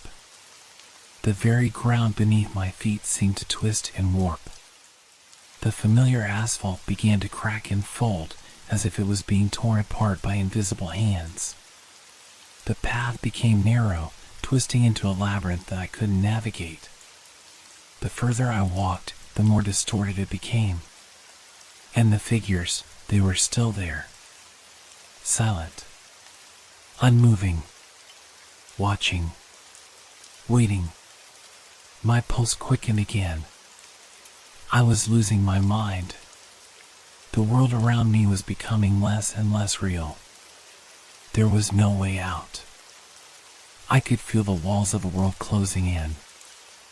I turned once more to look for something, anything, that might make sense of all this. That's when I saw it. Yes, the road I had been walking down, the one that felt like it would never end, split. There were two paths now.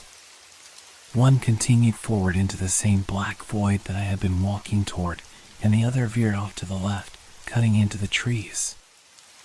I didn't know what to do. Neither path seemed right, but I couldn't stay here. I couldn't let the shadows close in on me any further. I had to choose. I stepped toward the path on the left, hoping it would offer me something different. A chance. An escape. But as soon as I stepped off the road, I felt it. The ground shifted beneath me, and I stumbled, falling to my knees. I looked up. The path had changed again. It was no longer the same narrow trail. It was gone. In its place, a thick mist had rolled in. The shadows behind me seemed to reach toward it, bending and swirling, trying to follow me. The road I scrambled to my feet, panic clawing at my throat. It would never end. I had to get out of this place. I had to escape. But the mist was growing thicker, obscuring everything, until I couldn't see a single step ahead of me. The road was gone. And then I heard something. A whisper. A soft, chilling sound in the air. I couldn't tell where it was coming from, but it felt like it was all around me. "You can't leave," it said, the voice low and distorted, as if it came from deep within the earth itself. I froze, my heart stopping in my chest. "You've never left," the voice continued. I turned around, desperately searching for the source of the voice, but the mist had swallowed everything. I couldn't see beyond the veil of gray. I had been here before. This was the same road, the same path. It had never ended. It had only been shifting, changing, I saw, pulling me deeper into its grip. The road I had been walking down. The words were clearer now, like a distant chant that echoed in the mist. I felt my knees weaken. I wasn't sure how much longer I could keep standing. The world was closing in, and I had no idea how to find my way out. But I had to try. I took one step forward. And then another. The mist shifted again, and the whispers grew louder. "You're already lost." I didn't stop. There had to be a way out. There had to be. But the truth hit me then. I was already gone. The road beneath my feet felt wrong. The ground shifted with every step, like it was alive, changing beneath me. I couldn't tell which way was forward anymore. Every turn felt like a loop, every path a repetition of the one before. The mist thickened again, turning the world into an indistinct blur of gray. The whispers, though, they were sharper now, closer, louder. "You're never going to leave." The voice wasn't just in the air anymore. It felt like it was inside me, crawling through my mind, pulling at my thoughts. It wasn't a threat, it was a statement of fact. A truth I had no way of escaping. I tried to move faster, but the more I struggled, the more the world around me seemed to shift and fade. It was like I was walking on a thin layer of ice that could crack at any moment, and yet the more I moved, the deeper I sank into the void. The road doesn't end, not for you. I stumbled. My heart was pounding in my chest, my breath coming in ragged gasps. I reached out, grabbing for something, anything to ground myself. But there was nothing. The trees, the ground, the sky, it all seemed to blur together. The path twisted endlessly, a loop that stretched beyond comprehension. I spun around in circles, desperately trying to find a sign, any sign of an exit. But all I saw was the same gray fog, the same endless expanse of nothingness. The road stretched on, and it was like it was consuming me, pulling me deeper into its never-ending void. Then, I saw it. A figure, standing just beyond the mist. I couldn't make out its features at first, but as I moved closer, the shape became clearer. It was a person, a man, perhaps. His back was turned to me, and he stood perfectly still, as if waiting for something. I froze. Was he real? Or was he just another illusion, another part of the road's endless tricks? "You're not alone," the voice whispered again, but this time it wasn't just in my head. It came from the figure. His words hung in the air, thick and heavy with meaning. I wanted to scream, to run, but I couldn't move. I couldn't stop staring at the figure. It was like he was a part of this place, a part of the road itself. And I knew that he wasn't here to help me. "You're part of this now." The words hit me like a punch to the gut. I wanted to scream, to fight, but there was no fight left in me. The road had already consumed me. And now, there was no way out. I blinked, and in that brief moment of darkness, everything shifted. The figure was gone. The road was gone. The mist, it disappeared. I was standing in an empty field, surrounded by nothing but darkness. The only light was the dim, fading glow of a street lamp behind me, one I could no longer remember seeing before. The ground beneath me was solid, real, but my mind was unraveling. I turned in a circle, disoriented. This wasn't the same place. It couldn't be. The air was still. There was no sound, no movement, nothing but the feeling of being completely and utterly alone. "You're lost," the voice came again, but this time it wasn't a whisper. It was clear. It was everywhere. I was lost. I had been lost the moment I took that first step down the road. It wasn't just the road that was endless, it was me. There was no escape. I collapsed to my knees, the weight of everything pressing down on me. The fear, the isolation, the realization that I had never truly been on a path to begin with. It was all an illusion. A game the road had played with me. And now, there was no way back.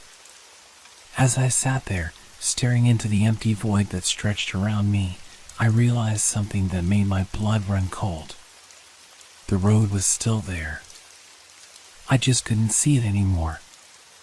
And now, it was waiting for someone else. I wasn't the first to get lost. and I wouldn't be the last. The darkness swallowed me whole.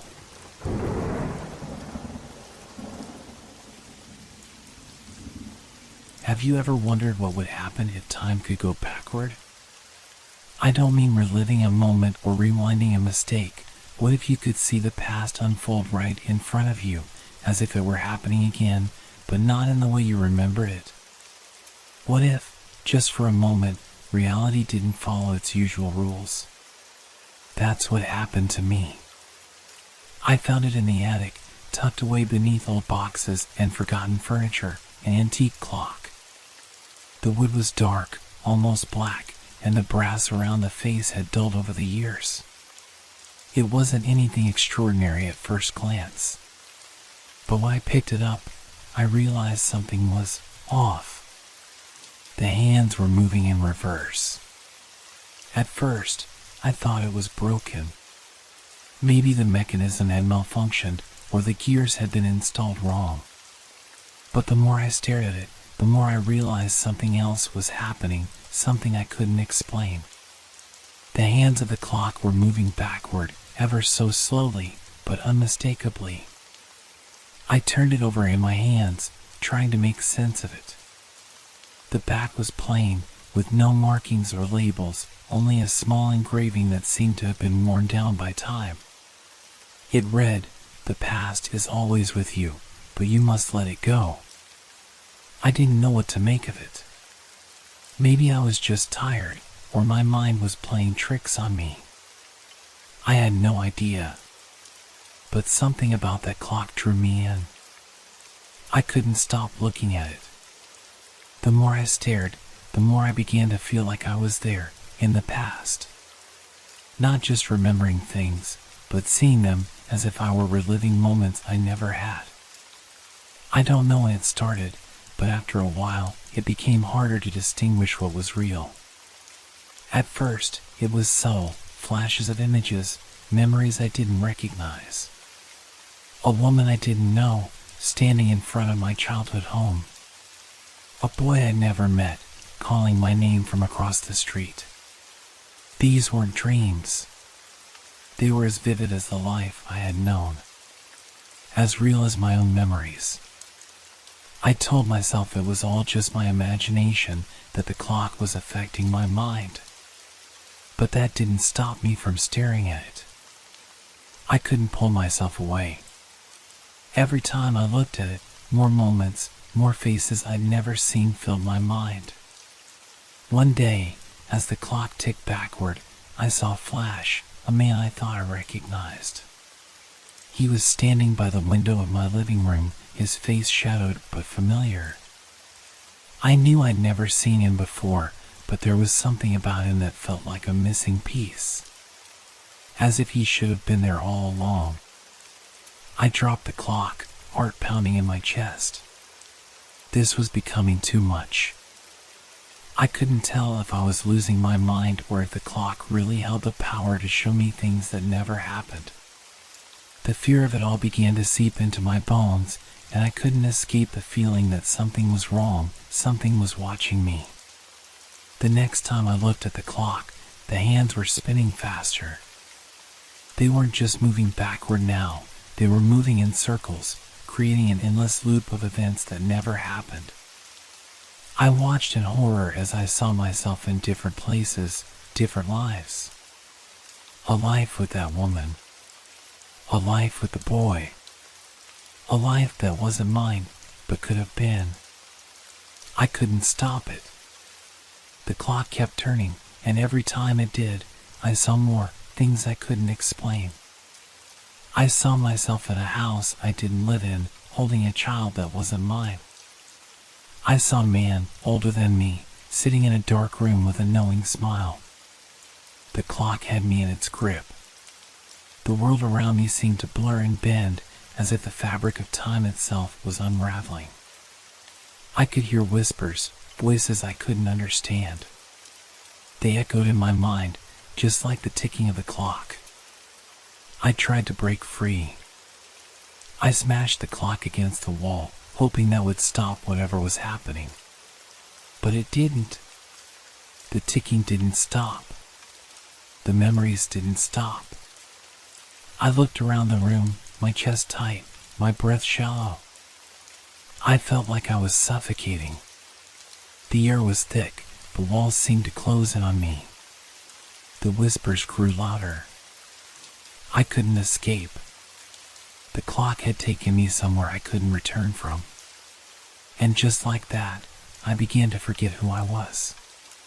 The memories, the life I thought I knew, all started to fade, replaced by images and feelings of lives that weren't mine. It was like I had stepped into someone else's shoes and couldn't find my way back to my own. I don't know how much time has passed since then. The clock still runs backward, even though I've thrown it away. The world has changed, and I'm not sure what's real anymore. I see faces I don't recognize. I hear voices that aren't mine. And I feel like I'm living a life that isn't mine either. I don't know how to fix it. I don't know if I ever will. And every time I look at the world around me, it feels as though I'm not part of it anymore, like I'm stuck in a moment that was never meant to happen. Days bleed into one another. Or is it weeks? Time has become a concept I can't grasp anymore. It's all a blur, an endless loop that spins in reverse, just like the clock. I find myself waking up in places I don't remember falling asleep in. The small details of my life slip through my fingers like grains of sand. It's as if I'm becoming unmoored from reality, drifting through moments that don't belong to me. The first time it happened, I woke up in the middle of the night with a sharp sense of disorientation.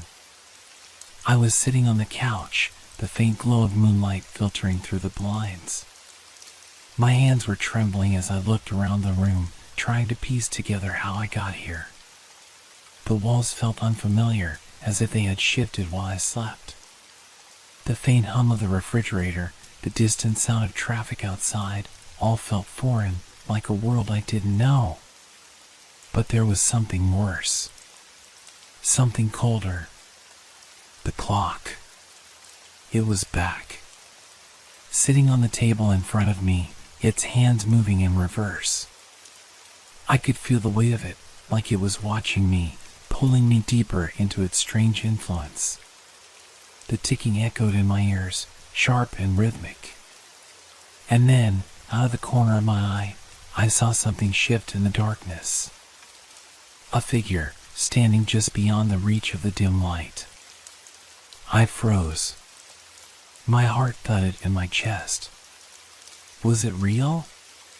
Or had my mind begun to break down, shaped by the things I had seen, the things I remembered?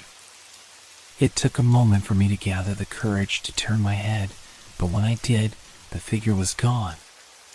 There was nothing there except the soft flicker of shadows stretching across the walls. I told myself it was just my imagination. Maybe I had been staring at the clock too long. But as the days passed, it became harder to trust my own mind. It felt like I was living inside a waking dream, one where nothing made sense, and the more I tried to make sense of it, the further I slipped away. I kept the clock hidden, buried under layers of blankets in the corner of my room. I thought maybe if I kept it out of sight, I could rid myself of the pull it had over me. But I was wrong. The pull didn't go away. If anything, it only grew stronger. I'd wake up with memories of places I'd never been, faces I'd never seen, people who knew me, people I had never met. One morning, I woke up in a room that was almost identical to mine, but the walls were a different shade of yellow. The bed was smaller, and the furniture looked old, like it belonged in a different time. It was a house I didn't recognize, but everything felt real, too real. I walked through the rooms, and the feeling of familiarity grew stronger, like I was being led down a path I had already walked 100 times before. There was a photograph on the mantel. It showed me with a woman and a child I didn't know. The woman's eyes were kind, warm, as though she had always been a part of my life. The child smiled, holding a small stuffed animal, looking up at me like I was someone important, someone they loved. But I had never seen them before. I couldn't explain it. I couldn't explain how the photo could be so clear, how it could feel so right, even though it was wrong. I hurried out of the room, my mind spinning, my breath coming faster. I had to leave. I had to get back to my real home. But when I stepped outside, I realized something worse. I didn't know where I was. The streets were unfamiliar. The houses looked different. I didn't recognize any of the stores or signs, and yet they all felt as though they should belong to me. My heart pounded in my chest as I turned in every direction, desperate to find something that made sense, something that would tell me I was still in the world I knew. But all I saw were streets that twisted and curved, as though they were shifting before my very eyes. I ran.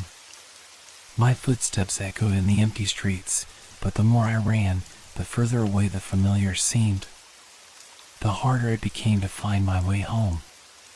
And the clock was still with me, always ticking in the back of my mind, its influence growing stronger with every passing second.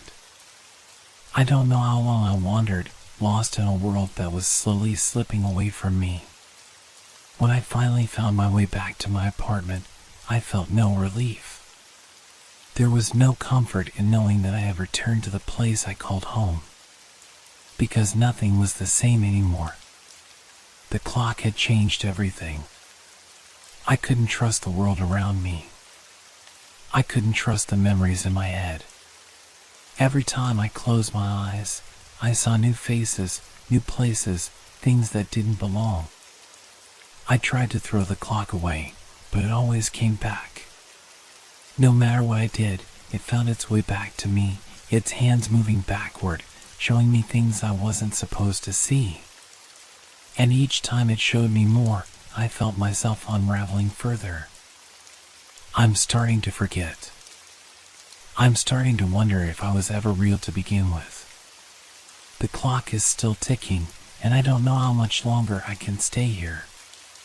The days blur together now, each one slipping into the next with no distinction. The clock, with its hands moving in reverse, is always there, haunting me. I've tried everything to escape it. I've hidden it under the floorboards, thrown it into the river, locked it in a drawer, and thrown away the key. But no matter what I do, it always comes back. The worst part isn't the clock itself, it's the memories. Every time I look at it, I remember things I shouldn't know. Places I've never been. People I've never met. I see them as clearly as if they were standing in front of me. Faces, too vivid, too real. I remember them laughing, talking, even touching my face, but when I try to speak to them, they vanish, like smoke in the wind. I haven't told anyone about the clock. What would I say? That I'm losing my mind? That the past is slipping away from me, and all I have left are these fragments of memories that aren't mine? Last night, I decided to face it. To look at the clock and confront whatever it was showing me. Maybe if I saw enough, I could finally understand. Maybe if I understood, I could make it stop. I sat there, staring at the clock, watching the hands move backwards with a slow, deliberate motion. The tick, tick, tick echoed through the silence of the room, louder than it had ever been before. I could feel the pressure of it, like the weight of time itself was pressing down on me. And then I saw her. The woman in the photograph, the one from the strange house. She was standing before me, her warm eyes looking directly into mine. I could feel the warmth of her gaze, like she was reaching out to me. "Come back," she whispered, her voice like a soft breeze. "You can still fix it." I jumped back, my heart pounding in my chest. But when I looked again, she was gone. The room felt colder. the silence deeper. I tried to make sense of it. Who was she? Why did she feel so familiar? Was she part of the life I had lost, or was she another illusion created by the clock's influence? I couldn't stay in the room any longer. The weight of it, the pressure of everything closing in on me, was too much. I ran out into the night, my footsteps echoing through the empty streets. The city seemed different now, as if the very buildings were shifting, changing shape. I didn't recognize any of it. The streets twisted in ways they hadn't before. I passed familiar landmarks, but they felt alien. The roads led to places I didn't understand, and yet I felt like I had been there before. I didn't know where I was going. I only knew that I had to keep moving. I eventually ended up in a park, the same park where I had played as a child. But now it was empty. The swings creaked in the wind, and the trees seemed to loom over me, their branches twisted into grotesque shapes. It felt wrong, like I wasn't supposed to be here, like this park didn't belong to me anymore. I sat on the swing and tried to clear my mind. The world felt like it was shifting beneath me, like the ground was slowly pulling away. I could hear the clock ticking in my head, its rhythm matching the pounding of my heart. And then I saw him.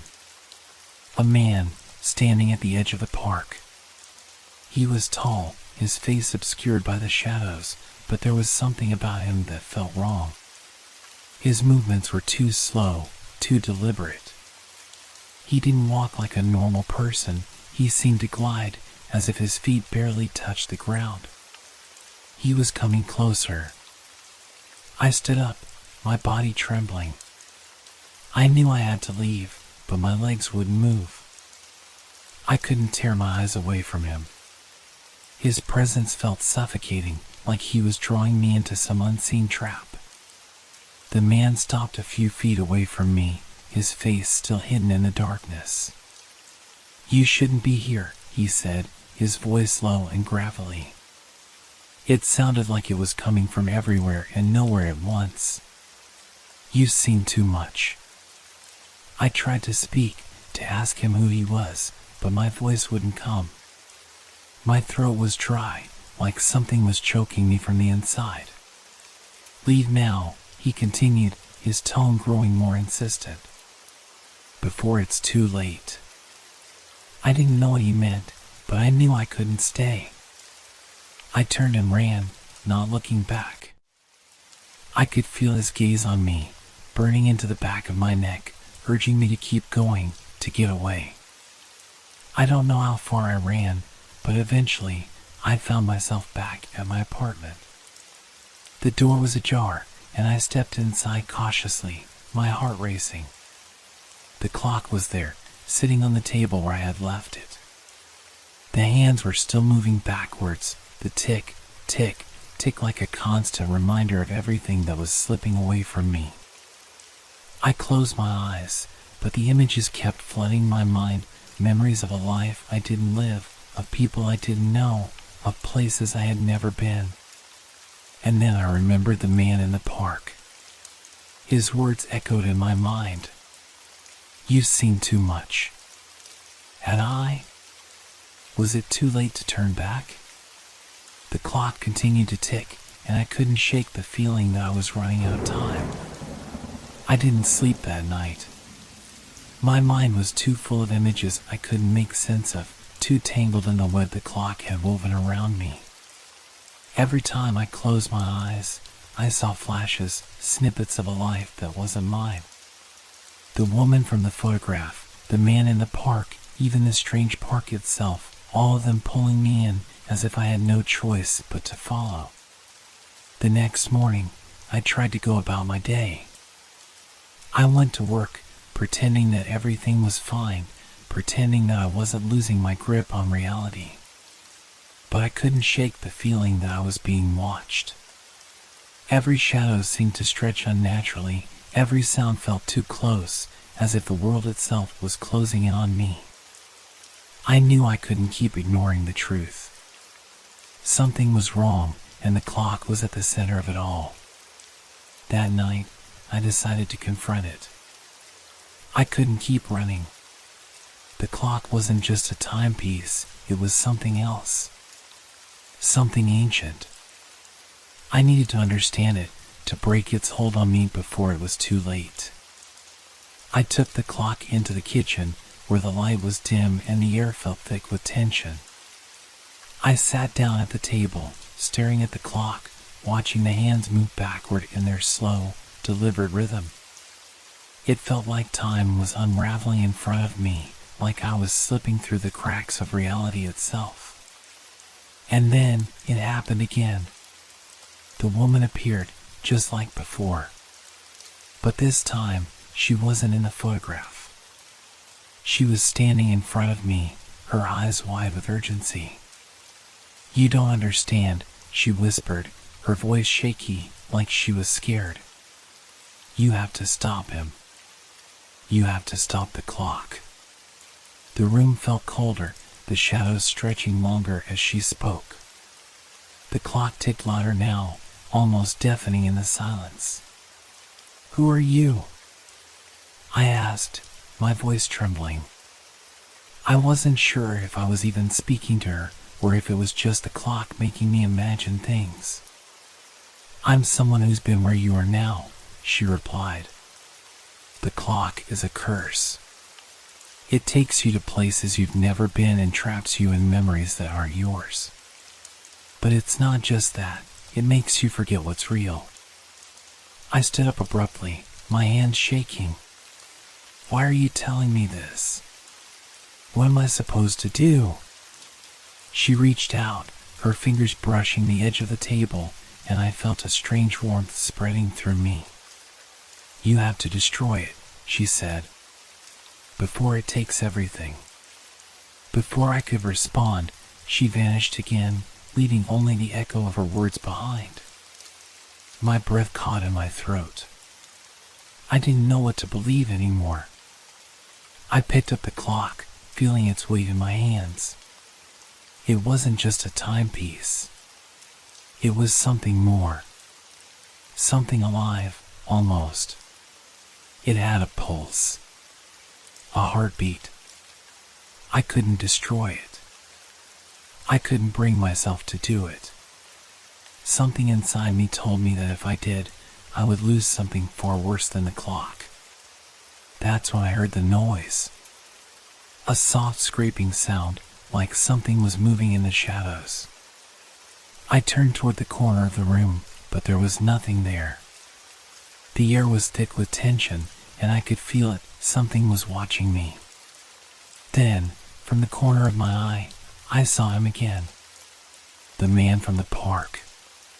His figure was distorted, a shadow shifting in the dark, but I knew it was him. He was standing in the doorway, watching me with those same cold, unblinking eyes.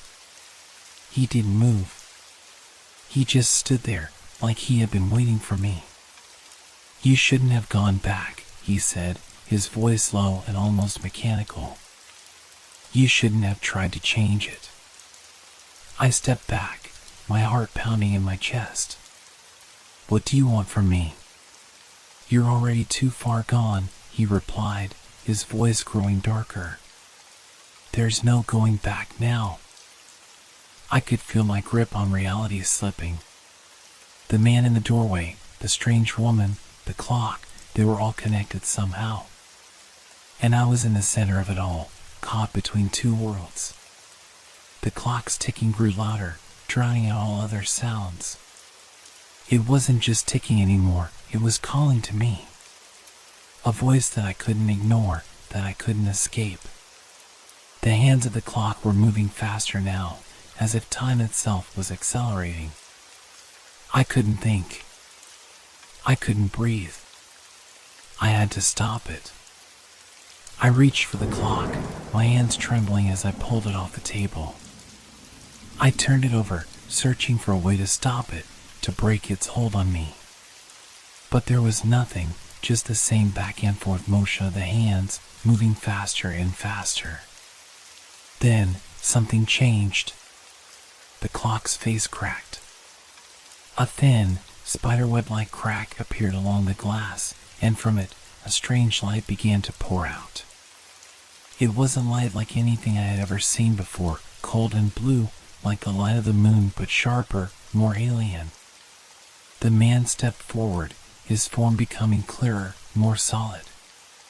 "You're too late," he said, his voice now unmistakable. "This is the end." The light from the clock grew brighter, blinding me. I could feel myself being pulled into it, pulled into the cracks of time, like I was being torn apart at the seams.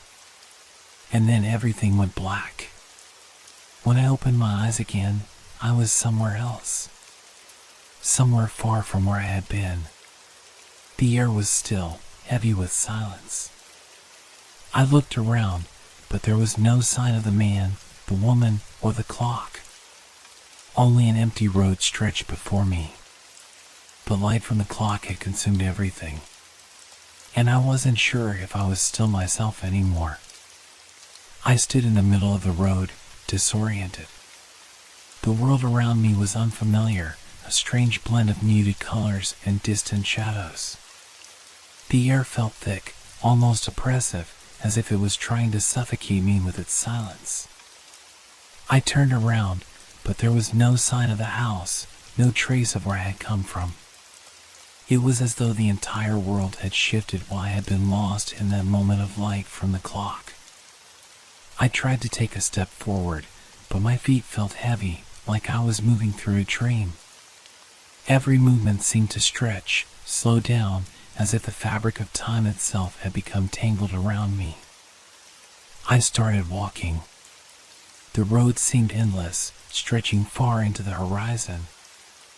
I couldn't hear anything, no wind, no birds, no distant traffic. Just an eerie, unbroken silence that gnawed at my mind. As I walked, the landscape around me began to shift, subtly at first, and then more drastically. Trees that hadn't been there before appeared out of nowhere. Buildings materialized and then faded, as if they were never real to begin with. Every time I glanced over my shoulder, the road behind me had changed. The path I had walked moments ago no longer existed. The world was bending, folding in on itself, and I was caught in its chaos. I could feel the weight of the clock, still lodged deep in my chest. The memory of it, the light, the man, and the woman, all tangled together. The clock had led me here, but why? What was this place? Was it real, or was it just another illusion created by the clock? And then, just as the doubt and fear began to overwhelm me, I heard something. A faint noise, like the soft rustle of leaves in the wind. But the wind had long since disappeared. I stopped in my tracks, straining to listen. The sound grew louder, clearer. It was footsteps. Someone was walking toward me. I didn't turn around immediately. The sound was close now, almost too close. My heart raced as I slowly, reluctantly, turned to face the source of the footsteps. It was the woman. She stood there, at the edge of the road, just like before. Her face was pale, her eyes wide with fear. But this time, there was no urgency in her voice. No warning. She simply stared at me, as if she had been waiting for me to realize something. "You're here," she whispered, her voice distant and hollow. I wanted to speak, to ask her what this place was, what I was supposed to do, but no words came. I could feel the weight of the truth pressing on me, but it was just out of reach, like something I couldn't quite grasp. "I don't understand," I said finally, my voice cracking. "You never did," she replied softly. "You never understood why the clock brought you here. You were never meant to find your way back." I stared at her, my mind spinning. "But I can't stay here. I don't belong here." The woman smiled faintly, her expression sad. It's too late for that. The clock has already changed you. It's already rewritten your past, your future. You're trapped now, just like the rest of us. The truth hit me like a physical blow. The clock hadn't just altered my perception of reality, it had reshaped everything. It had taken me away from my world, trapped me in a place that wasn't mine. And now, there was no way out. You're not real, I whispered to her, the words tasting bitter. None of this is real. But as I said it, the world around me began to waver. The edges of the road blurred, the trees twisting and melting into nothingness. I could feel myself being pulled again, sucked into the vortex of the clock's power. I'm sorry, the woman said, her voice distant once again. But you can't escape. I reached out, desperate to grasp onto something, anything, before I was consumed by the void. But there was nothing. Just the empty road, the endless silence, and the cold light that enveloped me. And then, there was nothing but darkness. When I woke again, I was standing in front of the old clock.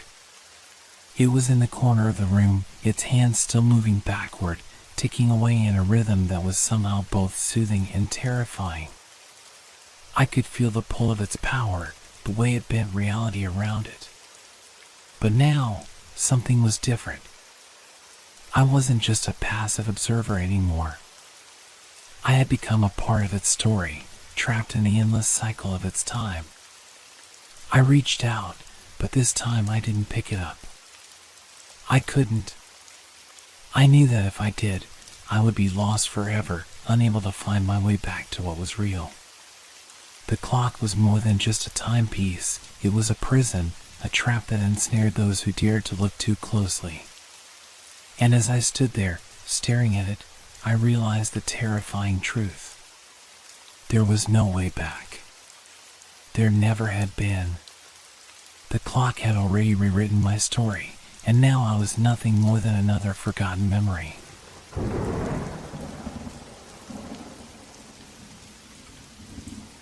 What if the darkness has a voice? I remember the day I first saw the tunnel. It was an ordinary afternoon at the park, where the sun filtered through the leaves, casting playful shadows on the ground. I had wandered away from the well-trodden paths, drawn by an unsettling curiosity. The air felt different here, thicker, heavier, as if it was holding its breath. There it was, a gaping maw of darkness at the end of an overgrown path, half hidden by twisting vines and wildflowers. I hesitated, my heart pounding against my ribs. The entrance beckoned me, whispering promises of secrets long buried. But even as I stepped closer, a chill raced down my spine, urging me to turn back. Ignoring that instinct, I inched closer, the weight of the air pressing down on me. The entrance seemed to expand, consuming the light. I could hear the faint rustle of leaves behind me, but when I turned, the park felt empty, save for the distant laughter of children and the chirping of birds.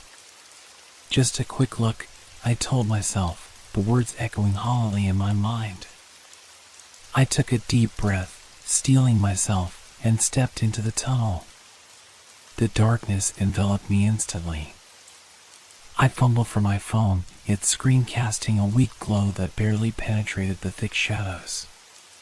The walls were damp, the air heavy with a musty scent that made my stomach churn. Each step echoed unnaturally, as if I were not alone in this dark embrace. As I ventured deeper, I began to notice the sounds around me changing. The occasional drip of water from the ceiling morphed into a rhythmic echo, tap, tap, tap. It felt like a heartbeat, and I couldn't shake the feeling that something was out there, waiting. My own footsteps started to feel like an intrusion, as if I were trespassing into a space that belonged to something else entirely. I paused, straining to listen.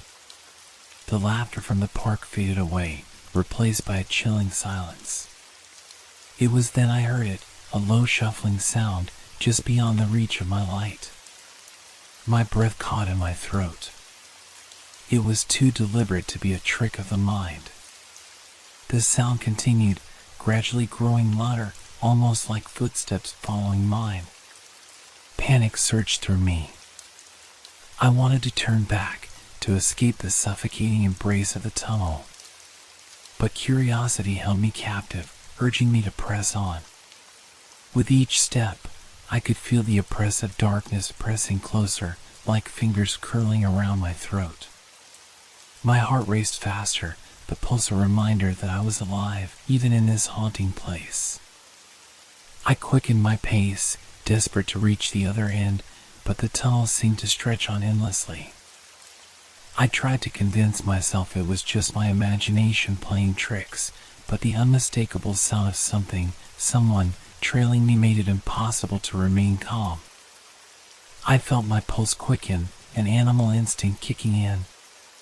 The need to survive surged within me, battling with the insatiable curiosity that had brought me here in the first place. Then, from the corner of my eye, I caught a flicker of movement, an indistinct shape in the darkness.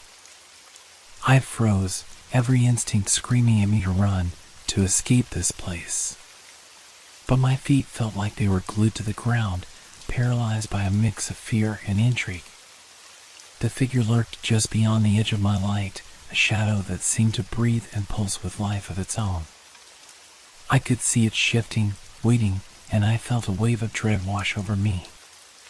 The shuffling sound grew closer, more defined, no longer just a whisper in the dark. It was real, and it was coming for me.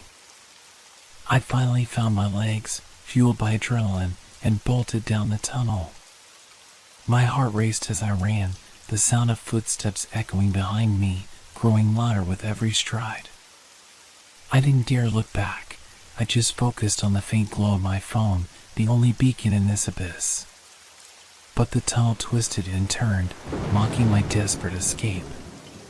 With each corner I rounded, I could feel the darkness swallowing the light, and the presence behind me seemed to gain ground, relentless and hungry. Just as I thought I might escape, the light flickered and dimmed, leaving me in an even thicker dark. Panic surged as I stumbled, my feet caught on the uneven ground. The footsteps stopped. Silence enveloped me, thick and suffocating. What was waiting for me in that stillness? I took a shaky breath, feeling the cold sweat on my brow. Something was here. Something that was not quite human. The thought filled me with dread as I stood in the suffocating darkness, my heart thundering in my chest. I had stepped into the unknown, and the unknown was watching me. In the suffocating silence, I strained to hear anything beyond the pounding of my heart. The stillness felt alive, charged with an energy that made the hair on my arms stand on end. My breath came in short gasps, each exhale feeling like a plea for escape. Then, just as suddenly as the footsteps had ceased, I heard a low growl echoing through the tunnel, a sound so primal it sent a shiver racing down my spine. I gritted my teeth, willing myself to stay calm. I had to think clearly. Whatever was lurking in the shadows was feeding on my fear. I took a tentative step back, my instinct screaming for me to retreat. But before I could turn, I felt a rush of cold air, like a breath brushing against my skin. It was almost intimate, yet it reeked of something unnatural. I squinted into the darkness, trying to discern any shapes beyond the feeble light of my phone. A flicker caught my eye, a shadow darting just out of sight. My heart raced as I fought the urge to scream.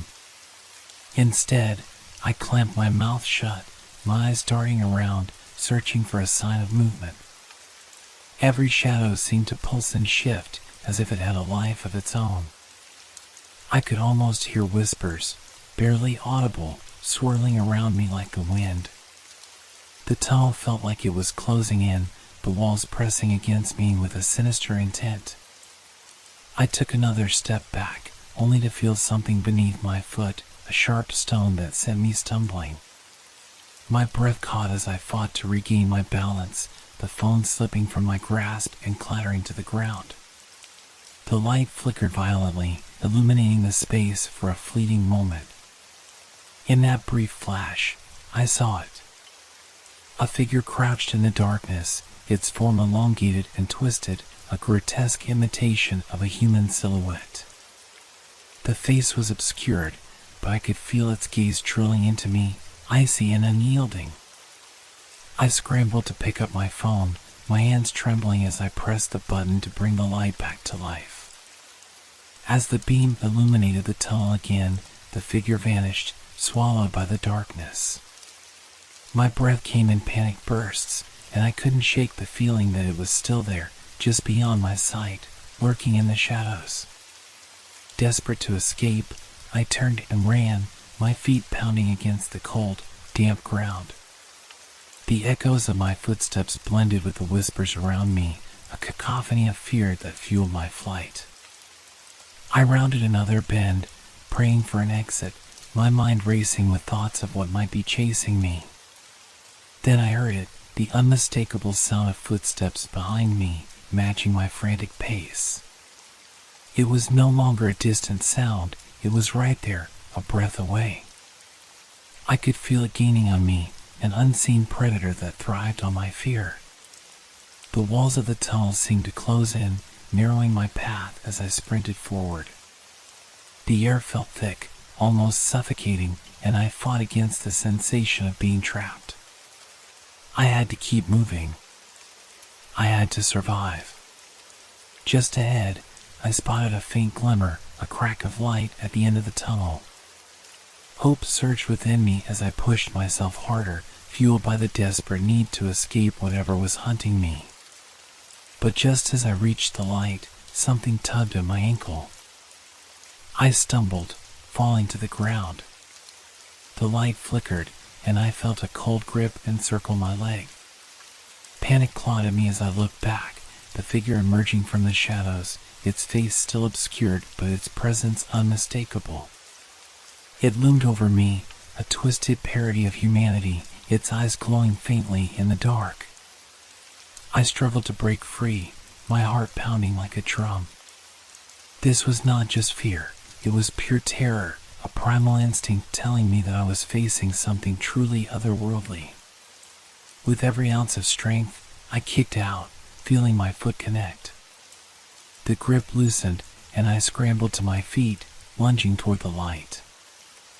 I could hear the figure behind me, the sound of its breath heavy and ragged, as if it were savoring the chase. Finally, I burst through the opening, stumbling into the daylight, gasping for breath. I turned, half expecting to see the creature pursuing me into the world of the living. But the tunnel behind me was empty, the entrance silent and still. I stood there, heart racing, drenched in sweat, the warmth of the sun contrasting starkly with the chill that clung to my skin. I had escaped the tunnel, but the feeling of being watched lingered, a haunting reminder of what lay within. As I took a few shaky steps away, a question gnawed at me. Was I truly free, or had I merely crossed paths with something that would never let go? The sunlight felt foreign, its warmth clashing with the chill that enveloped me from my encounter in the tunnel. I stumbled back to the familiar paths of the park, desperately seeking the normalcy of my surroundings. The laughter of children echoed in the distance, grounding me in the reality I had almost lost. But the shadows lingered. I could still feel them, like tendrils wrapping around my thoughts, reminding me of the darkness I had just escaped. As I walked, I caught myself glancing over my shoulder, half expecting to see the figure lurking just out of sight. Days passed, but the unease refused to fade. At night, I found myself staring at the ceiling, the silence broken only by the distant sounds of the night. I thought I could hear whispering, fragments of words that made no sense but felt like warnings. Don't go back, it's waiting. I tried to shake it off, but the memory of the tunnel haunted me. The fear had morphed into obsession. I began to research the park and the tunnel's history. What had once been a harmless curiosity became a fixation that drew me back to that dark place. I learned that the tunnel was built decades ago, part of a long-forgotten railway system. Locals whispered about strange occurrences, missing pets, shadowy figures, and unsettling noises that would echo at night. Some said it was haunted by spirits of those who had vanished, lost in the labyrinth of darkness. Each story added fuel to my growing anxiety, yet I felt an undeniable pull to return, to confront whatever had been waiting for me. One evening, driven by a mix of dread and determination, I found myself standing before the tunnel's entrance once more. The sun was setting, casting long shadows that danced across the ground. My heart raced, but I had to know if what I experienced was real or merely a figment of my imagination. With a deep breath, I stepped inside, the darkness swallowing me again. I turned on my phone, the weak beam of light piercing the thick gloom. The air felt cooler, and the familiar dampness wrapped around me like an unwelcome embrace. As I ventured deeper, the silence was oppressive, more profound than I remembered. I moved cautiously, aware of the echoes of my footsteps and the way they bounced off the walls. Each sound seemed amplified, each breath a reminder of my solitude. Then I heard it again, the low shuffling, the telltale sign that I was not alone. My heart thudded loudly in my chest as I quickened my pace, fear clawing at my throat. The whispers returned, clearer this time. "Come closer, we are waiting." I paused, my breath hitching in my throat. Was this part of the tunnel's haunting more, or was it something more? I squinted into the darkness, desperately searching for the source of the sound. In that moment, I felt it, a rush of cold air, followed by a presence that felt palpable. The shadow shifted ahead of me, more defined now, almost human but twisted in form. Panic surged through me, and I stumbled backward, the light from my phone flickering wildly. "Who are you?" I shouted, my voice trembling. There was no response, only the echo of my own words fading into the tunnel. But the figure stepped closer, its outline becoming clearer in the dim light. I could see its face, a grotesque mimicry of a human's, the eyes glowing with an unsettling light. "Why do you return?" it rasped, the voice echoing around me, cold and haunting. I opened my mouth to respond, but no words came out. I was paralyzed, caught in the gaze of something otherworldly. The air felt thick with dread, and the whispers intensified, filling my mind with chaos. I came to understand. I finally managed to stammer. "What do you want from me?" The figure tilted its head, and for a moment, I thought I saw a flicker of something. Curiosity? Anger? The shadows around it seemed to dance in anticipation, as if the darkness itself was alive. "You seek answers, yet fear the truth," it replied, the voice echoing like a mournful song. "What you seek lies beyond the light. To understand, you must embrace the shadows." A chill coursed through me. Embrace the shadows? The very thought sent a wave of panic through my body. But deep down, a part of me was intrigued, drawn to the mystery that lay beyond fear. Before I could respond, the figure took a step forward, and the darkness thickened. I felt a rush of cold enveloping me, threatening to pull me in.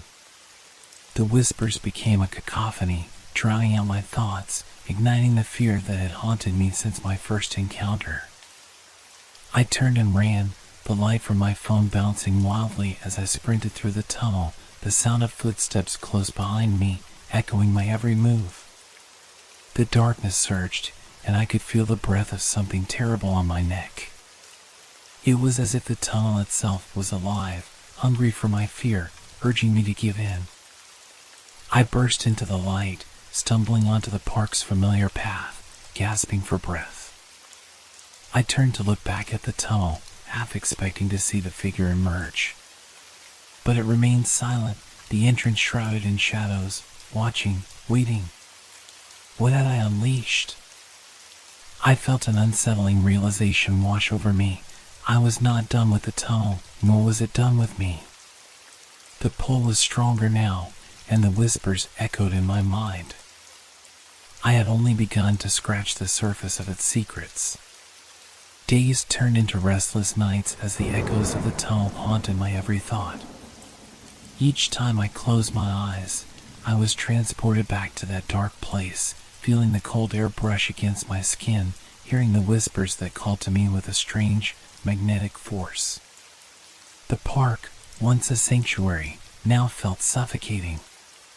Friends and family noticed the change in me, the way I flinched at sudden sounds or stared into the distance, lost in my thoughts. They urged me to let it go, to forget the tunnel and move on. But I couldn't. The fear had morphed into a burning need to uncover the truth that lay hidden in the shadows. One evening, after yet another sleepless night, I found myself standing at the park's entrance, drawn by an irresistible force.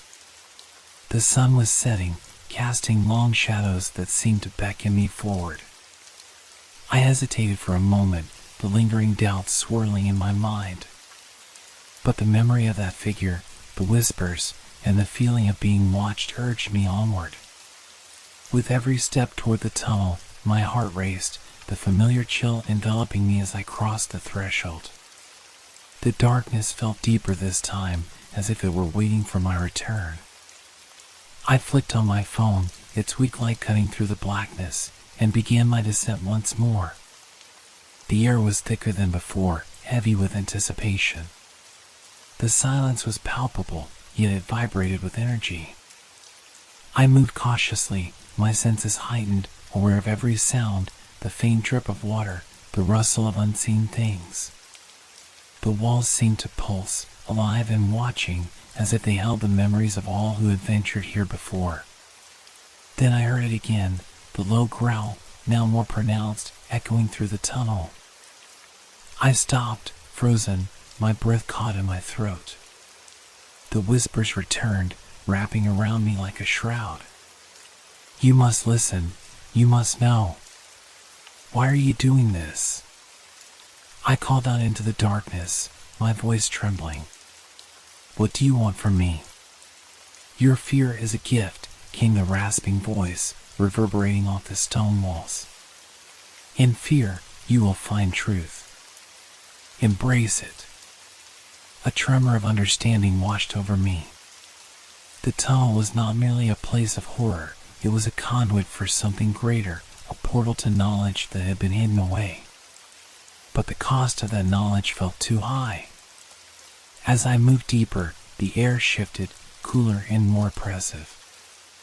I felt the weight of unseen eyes upon me, the sense that I was being judged. The figure emerged again, closer this time, its features more defined. The glowing eyes bore into me, unyielding and hungry. Do you wish to understand? It asked, tilting its head as if studying my response. Yes, I replied, my voice barely a whisper, a mix of dread and determination. I want to know. Then you must face the darkness within yourself, it said. Only then will you comprehend the shadows that haunt you. The words reverberated in my mind, striking a chord deep within. The darkness was not just outside, it was inside me, entwined with my fears, my regrets. I had run from it, avoided it, but perhaps it was time to confront what I had buried. I took a deep breath, steeling myself. Show me, I demanded, the tremor in my voice betraying my fear. The figure stepped closer, and the shadows thickened around us, swirling like a tempest. The whispers crescendoed, filling my head with disjointed memories, fragments of moments I had long buried. I felt a rush of emotions, guilt, sadness, anger, each one clawing at the surface. In the darkness, images began to form. I saw moments from my past, choices I had made that haunted me, relationships I had lost. Each memory felt like a weight, pressing down on me, suffocating in its intensity. I staggered, grasping for something to hold on to. No! I can't face this! I shouted, panic rising as the shadows pressed in closer, threatening to swallow me whole. You must, the figure insisted, its voice resonating with an authority that cut through my despair. Embrace your past. Only then can you break free. With a surge of resolve, I closed my eyes, focusing on the memories flooding my mind. I began to confront each moment, the mistakes, the regrets, the choices that had shaped me. I could feel the weight of the shadows loosening their grip, the air lightening as I accepted what had been. Suddenly, a bright light pierced through the darkness, illuminating the tunnel. The whispers quieted, replaced by a serene calm. I opened my eyes to see the figure now bathed in soft light, its features softened and less menacing. You have taken the first step, it said, its voice now soothing. The darkness is a part of you, but it does not have to control you. I nodded slowly, understanding dawning upon me. The shadows were not merely things to fear, they were pieces of my own story, waiting to be acknowledged. As I stood there, feeling lighter, the tunnel around me transformed. The oppressive walls shifted, the darkness retreating to reveal glimpses of light breaking through cracks. Hope filled my heart, a realization that I could carry this new understanding into the world above. But as I turned to leave, a cold breeze swept through, and the darkness surged back, wrapping around me. The whispers returned, louder now, filled with urgency. You are not finished yet. In an instant, the figure's expression shifted, becoming more sinister once more. There is a price to pay for knowledge, it warned. You must decide whether you are willing to confront what lies ahead. Fear gripped me once more, but I felt a flicker of determination ignite. I would not turn back. Whatever awaited me in the shadows, I would face it head on. I had stepped into the abyss, and now I had to find my way out, stronger and wiser than before. With a final deep breath, I stepped forward into the light, ready to embrace whatever lay ahead. Emerging from the dark tunnel, I was enveloped in the warmth of the evening sun, but the shadows of the tunnel lingered in my mind. I felt changed, transformed, yet the weight of the figure's words haunted me. You are not finished yet. As I walked away from the entrance, my heart raced. I couldn't shake the feeling that I had merely scratched the surface of a much deeper mystery. The park around me felt altered, colors brighter but shadows longer, as if the world itself was aware of what I had encountered. Days passed, yet I remained restless. The knowledge I had gained felt incomplete. I found myself returning to the park every evening, standing at the entrance of the tunnel, teetering on the brink of fear and curiosity. What more awaited me in the dark? What had I left unresolved? One night, emboldened by the understanding I had gained, I returned to the tunnel, this time with a purpose. I needed to confront whatever lay within, to uncover the truth about the shadows that haunted my past. The sun had dipped below the horizon, casting the world in deep blue, and the first stars began to twinkle. With my heart pounding, I stepped inside once more. The darkness embraced me, familiar yet unsettling. I flicked on my phone, its light cutting through the inky blackness. The air felt electric, charged with a sense of inevitability. As I moved deeper into the tunnel, I sensed a shift in the atmosphere. The whispers returned, a chorus of voices echoing off the walls, filling the space with urgency. Face it, confront your fears. I pressed on, determined to uncover the truth. The low growl returned, reverberating through the tunnel, echoing in the chambers of my mind. You dare to come back? The figure's voice rang out, a mixture of challenge and curiosity. I'm here to understand, I declared, my voice steady despite the trembling in my chest. I won't run away this time. The figure emerged from the shadows, its features more pronounced than before. I felt a strange mix of fear and familiarity wash over me. Understanding comes at a cost, it intoned, its eyes glowing in the dim light. Are you willing to pay it? Yes, I answered, my resolve firm. I want to know what this place holds. I want to face my darkness. The figure stepped closer, and I felt the shadows surge around me, wrapping tighter as if testing my resolve. Then you must confront your greatest fear, the one you have hidden from yourself. The tunnel seemed to pulse with energy, the darkness swirling in anticipation. Suddenly, the air grew colder, and a vision enveloped me. I was no longer in the tunnel.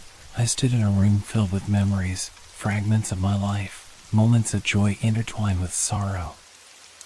I watched scenes unfold, laughter shared with friends, the warmth of family, but also moments of loss, faces fading, voices silenced, choices made that I regretted. Each memory came alive, surrounding me, their emotions crashing over me like waves. The figure loomed behind me, its presence both comforting and terrifying. What do you see? It asked. Things I thought I had buried, I replied, tears stinging my eyes. Regrets, pain, moments I wish I could change. Embrace them, the figure urged. You cannot move forward until you acknowledge what has been left behind. I closed my eyes, allowing the emotions to wash over me. I felt the guilt, the sorrow, but also the love, the joy, and the lessons learned. Each moment had shaped me, and it was time to accept them all. As I opened my eyes, the room shifted again, and I found myself standing before a mirror. My reflection showed not just my physical self, but a collage of my past, each emotion and experience etched into my being. What do you fear most? The figure asked, its voice now softer, almost compassionate. I hesitated, the answer lurking just beneath the surface. I fear losing control, I finally admitted. I fear being overwhelmed by the darkness inside me. The figure nodded, understanding dawning in its eyes. But control is an illusion. Embrace the chaos, and you will find strength within it.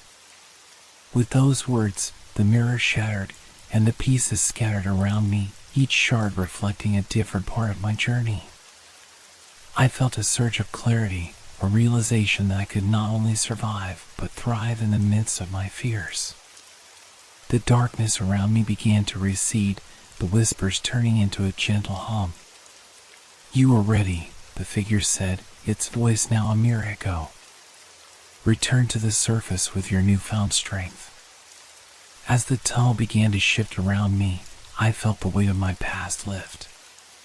The shadows that had once felt oppressive transformed into a guiding presence, a reminder of the lessons learned and the strength gained from facing my fears. I stepped forward, the light from my phone growing brighter, illuminating the path ahead. The entrance of the tunnel came into view, and with each step, I felt more grounded, more in control. Emerging into the cool night air, I looked back at the tunnel, no longer a place of terror but a testament to my journey. I had faced my darkness, embraced it, and emerged stronger. The stars above twinkled brightly, a reminder that even in the darkest of nights, light could always be found. I felt a sense of peace wash over me, a promise that I could navigate the shadows without fear. The tunnel had revealed its secrets, and now it was time to carry that knowledge into the world, to live fully and without regret. As I walked away, the whispers faded, replaced by the sounds of life around me, the laughter of children, the rustle of leaves in the wind. The shadows were still there, but I was no longer afraid. I had learned to embrace both the light and the dark, and in that balance, I had found my true self.